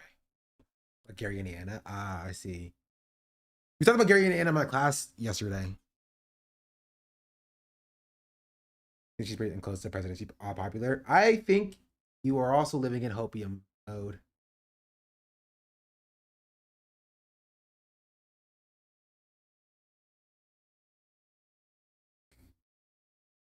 Right. There's like popular as in having name recognition, and then there's being able to win a presidential election. Those are different things.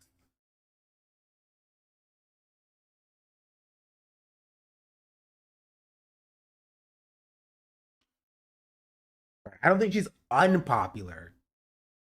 Right? I think she's less poised to win a presidential election than Bernie was both times that he ran in 2016 and 2020. I think she would do worse than Bernie did in both of those times.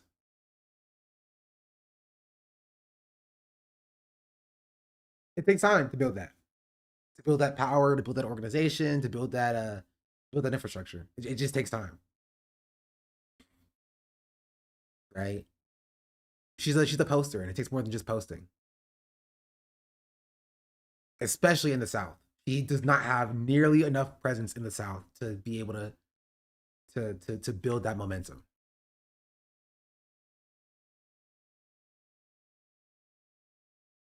he made an appearance on the stream yesterday. We did see. We took a look at it.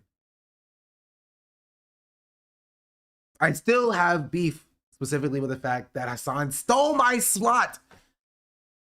We can get back to this specific point, which is the first point, which is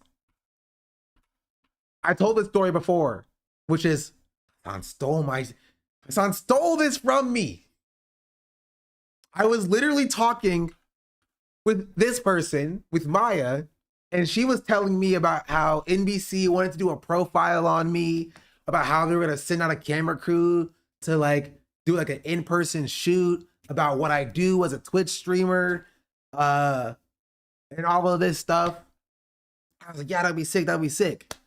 And then she was, and at the end of our 30-minute conversation, she was like, yeah, we tried to talk to Hasan, but like we couldn't get in contact with him.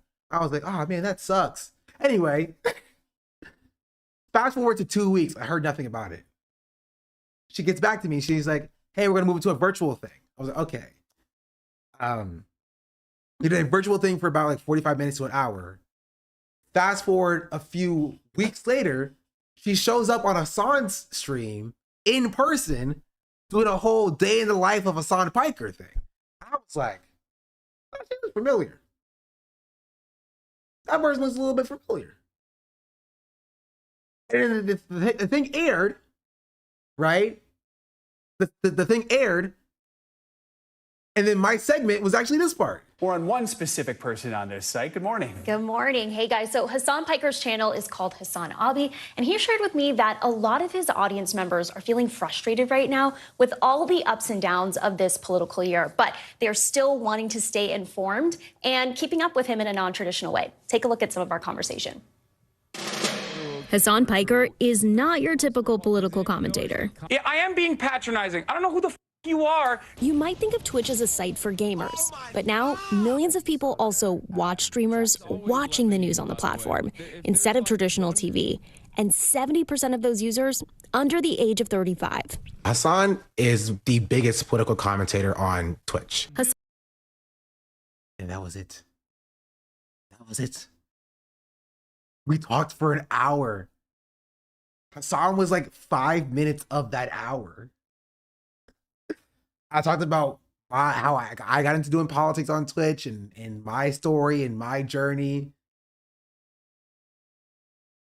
And they used me to glaze Hasan. They used me to glaze Hasan. Did you message her again after this? No. Grimlow did though. I think she messaged me after Grimlow messaged her and was like, you know, we're sorry about how it came across or whatever. Listen, I was just done with it. It's kind of crazy though. It's kind of crazy to do that to me. That's wild. How dare? Maybe it's on your article somewhere.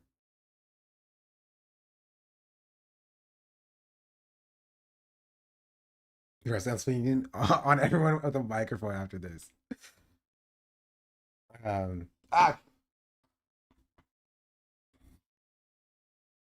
Yeah. Anyway, that's I told that story before, but that did happen.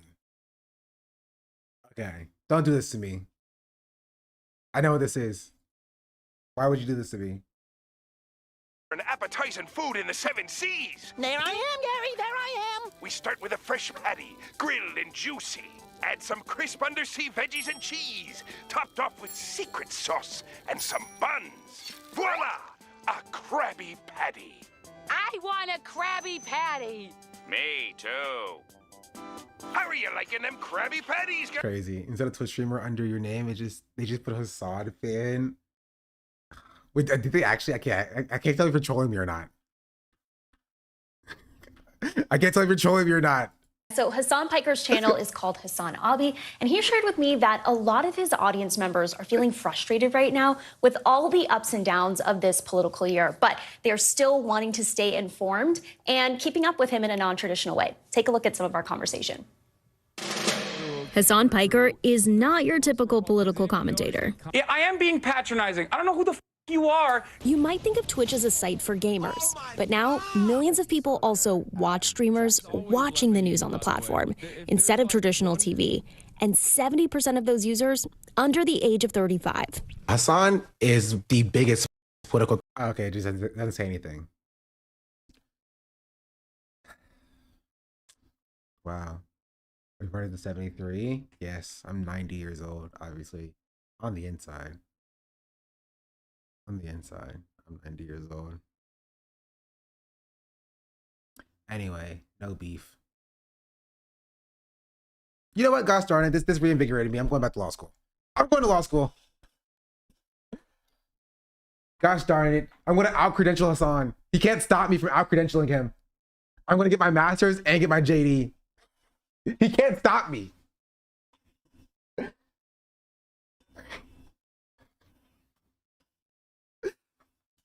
Your JD Vans, yeah. Motion granted. Clear soul. Doesn't matter. It's already going. Already going. The interview arc has begun today. Well, we're technically already in the middle of it. How was the LSAT? It's rough. On YouTube, they at least show your name.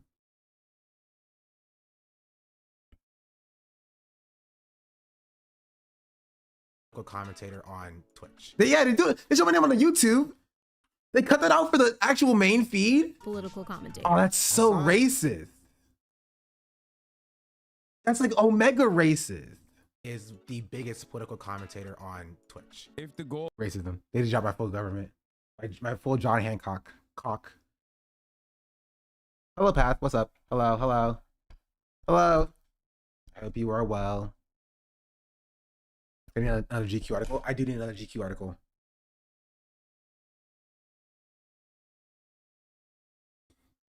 I do indeed need another GQ article.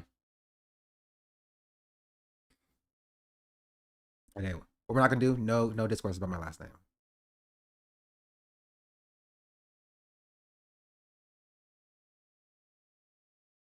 It's not a secret, but that's not your place, chat.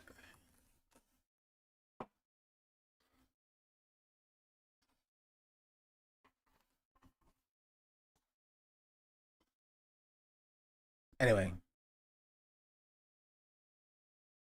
I think I've made my. I do want to watch this video as well. Same as on my B-Day card. Guess I'll never know it. Guess I will never know it. It's Florida drama. Oh, I'm so sorry. I'm so sorry. I'm not gonna go back to Florida. You can't get me back in Florida. I also wanted to finish this video, but I have 4 minutes left, chat, before I have to go to Miami. No, thank you. And Reels, we now see a lot more content creators not just using it as like a, oh, look, I'm hot. Also, here's a photo of me with my dog for funsies to like further the fan engagement. It's now also a content pillar as well, not just, you know, here's a photo here and there. Again, these are not platform specific things, okay? You could argue it's fan engagement. Your social? That's pretty funny. I think it comes down to the But income we're only 4 minutes in? Because we got distracted talking about other stuff. sources. Like this guy who's apparently a pedophile. So if you follow this guy, don't follow this guy because he sucks. A larger pillar of the income sources for an influencer for the most part is probably going to be brand deals. And so that's where you might have influencers making more money than some creators that you know. Could I continue to be a YouTuber if I did no brand deals? Period. Yes, things would have to change. You'd get far less event reviews. You'd get much more of these. The cost for these is my time, filming, and paying William. That's the cost for these videos, okay? I mean, we're not gonna finish this video. I have to leave in 3 minutes. Because I have to go finish reading Plato's The Republic. Which, if you didn't watch the beginning of the stream today, stay tuned. I might make a YouTube video out of it because it was kind of funny.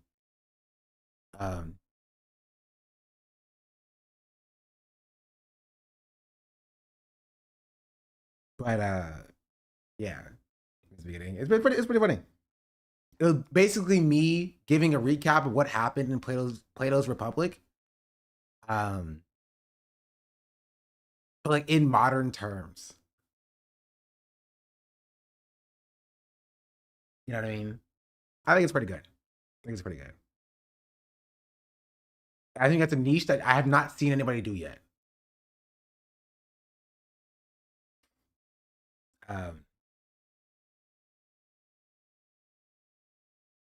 We're gonna do another rant later. You guys listen to the 20-minute YouTube clip. I also have to cut it down into like maybe like a TikTok segment, you know, like explaining Plato's Republic in a way you can understand. You measure your score yet?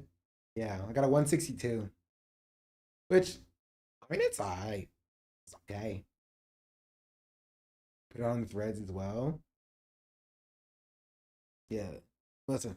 At least it wasn't a 150. Was he 2 out of 60? Was he out of 60, 100? Yeah, yeah, it was rough. Oof, I got cooked. I did a 165, right? No, I can get into law school with a 162.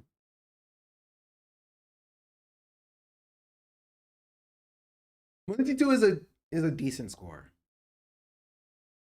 It's not a great score. I would say a great score is a 165 plus. Right? I would say a bad score would be like less than like a 150 or something like that. A 162 is like, it's a passable score. It's a decent score. It'll get you into like a T100 school, which is one of the top 100 schools, as long as you have like a decent GPA or some decent work experience to like bring it up. So, how did Kim Kardashian get? Kim Kardashian didn't take the LSAT, which I still stand on. I think if she would have just taken the LSAT and went to law school, she would have passed the bar by now. If she would have just went the traditional route of just taking the LSAT, going to law school, and then like, you know, it's been 10 years and she failed the bar 3 times. Right? And most law schools have a bar passage rate of like 85% or more. She's just trying to pass the bar. She did like what she did is she did like an apprenticeship basically. She like studied under a lawyer for like a year and a half and was like, good enough. Which is the thing you can do in California specifically. To pass the California bar, you can study under a lawyer for a year and a half, or I think 2 years. And then you get to take the bar. And she's failed it 3 times. And it's been 10 years. Did the Sorcerer's Apprentice? That's a deep cut. I don't know what. I'm surprised you know that movie. Good movie though. It's a fun movie. Didn't it have I don't know his name. Old dude in it. You know what I'm talking about. Go to school at that point, yeah. Can you make amends by having you on a show? The Sorcerer's Apprentice? Nick Cage! That's what his name is. Thank you. Gosh darn it. His name escaped me for some reason. Yeah, Nick Cage. He's in that movie. The actor? Yeah. The actor, Nick Cage. He's in The Sorcerer's Apprentice. It's basically like Green Lantern. The Sorcerer's Apprentice is like Green Lantern if Green Lantern were just witches. If you've seen the movie, you know that I'm right. I'm objectively correct. They have rings, you put the rings on, and then they cast magic with the rings. It's literally just Green Lantern, but with like witch magic.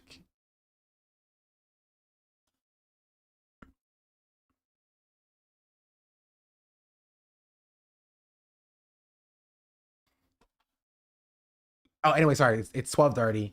I have a class to go to in 2 hours, which means I have to go finish. We're talking about Captain Planet. Captain Planet is also basically Green Lantern. Actually, no. Captain Planet is more like the Mandarin's 10 rings than like Green Lantern rings. You know what I mean?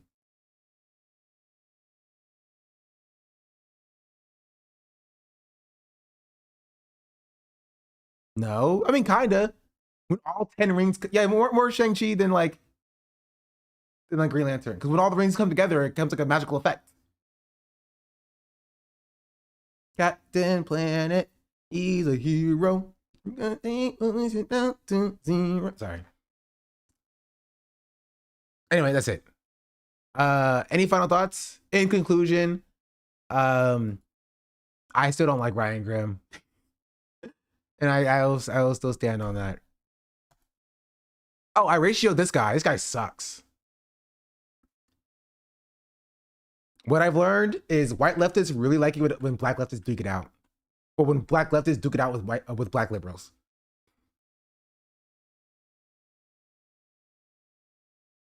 In conclusion, Plato's Republic is a great book and genre report will come out soon. If I ever freaking finish it. Yeah. This person said nobody wants to work with fascists. The reality in America is that you have to. And I said, wow, what a sad but totally expected admission from a liberal.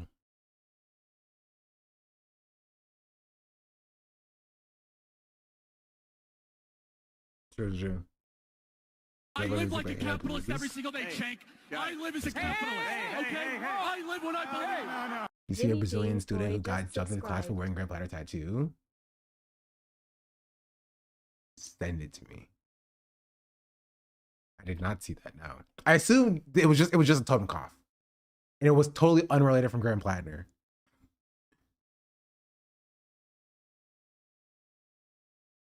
Emery Mao, he's pretty cool. That's all I have to say.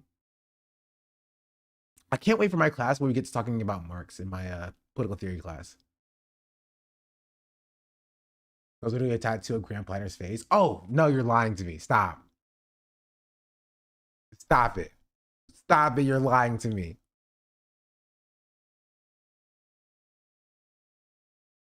No, it is a total cough. I was right.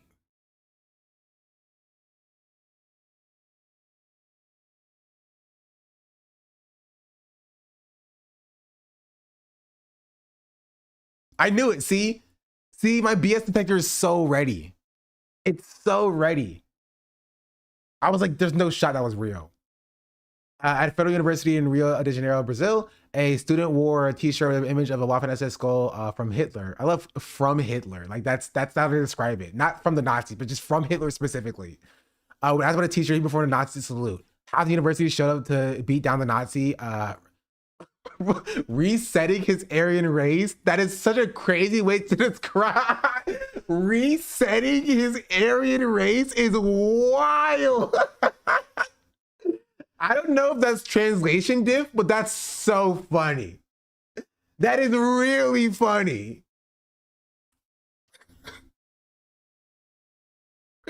That's really funny. Yeah, no, I respect it. W. Rate the translation 100%. Thumbs up. Thumbs up translation. I respect it.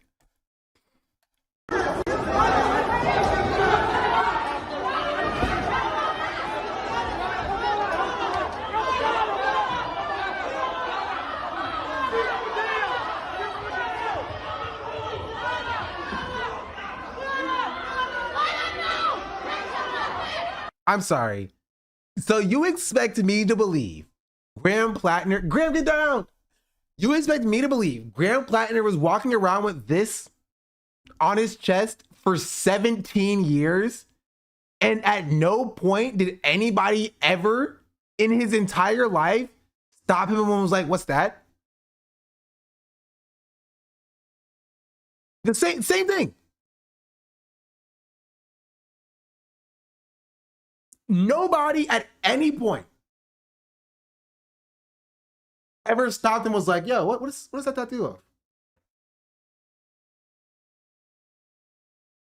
What is that tattoo of?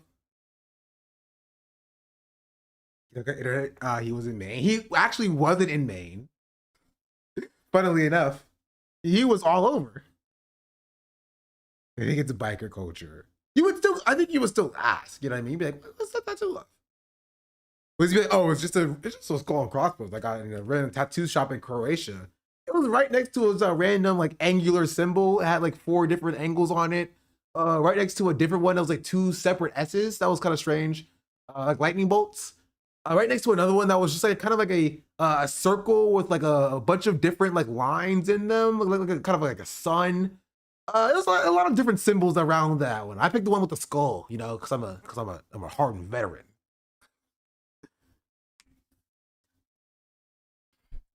Yeah. Anyway, sorry. Okay. Stop, Timmy. Stop. I'm not staying. I'm leaving. Okay. You're not keeping me here by keeping me talking about Grand Platinum. Okay. We're out. I'm leaving. Okay. Last thing I'll say, and this is it, I'm changing my scenes. I'll see if Nix wants to say goodbye. Nixie!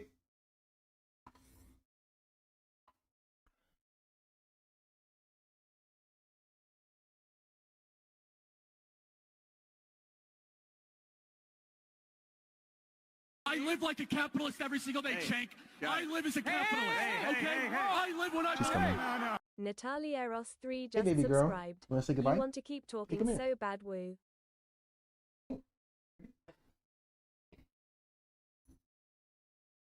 Oh no! Oh no! Don't. Okay. Sorry. She peed on the floor. She thought she was in trouble. Not in trouble.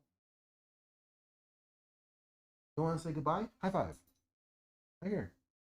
Here. High five. Okay. Aw. Aw. Did I wake you up? Sorry for waking you up. She was sleeping. Ew, she's licking my hand. Stop licking me. Stop licking me. Ah. Ew. Ew. Stop. Stop. Okay. Okay. I have to go clean. Okay, go ahead. I don't know why she just decided to pee randomly for some reason. I don't know how to get her to stop with separation anxiety, chat. If you have any ideas, every time I leave, she just keeps crying and yelling, and she will never, ever, ever stop.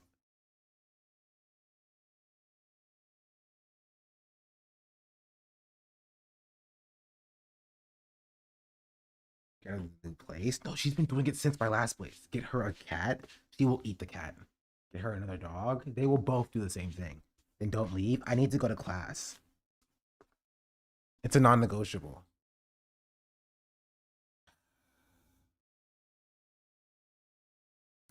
Your puzzle treats for like stuffed cons. Take her everywhere. I can't take her to class, chat. Online classes, they're not online. I can't do that. Also, that won't fix the separation anxiety. I can't stay with her literally my entire life.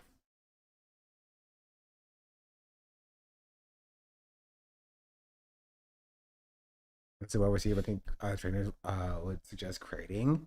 She has a crate. She goes in the crate. She doesn't like the crate. She was fine in the crate when she was back home because she had Sierra. But she got so used to her crate when Sierra's in the crate. So now when she's in the crate, she gets more lonely because it reminds her of Sierra. So the crate actually makes it worse because she's like, now I'm in the crate alone.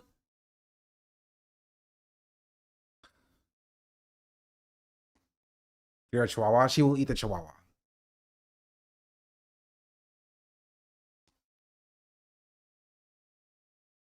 She will munch on the chihuahua. She has a thing where she eats everything. Live stream to her from class. I play her like videos and stuff, but like it doesn't work because she knows that I'm gone.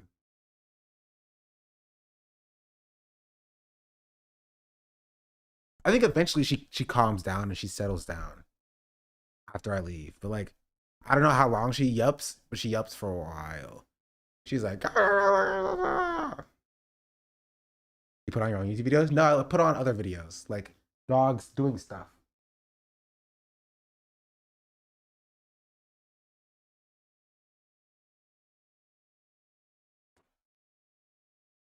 Try yours.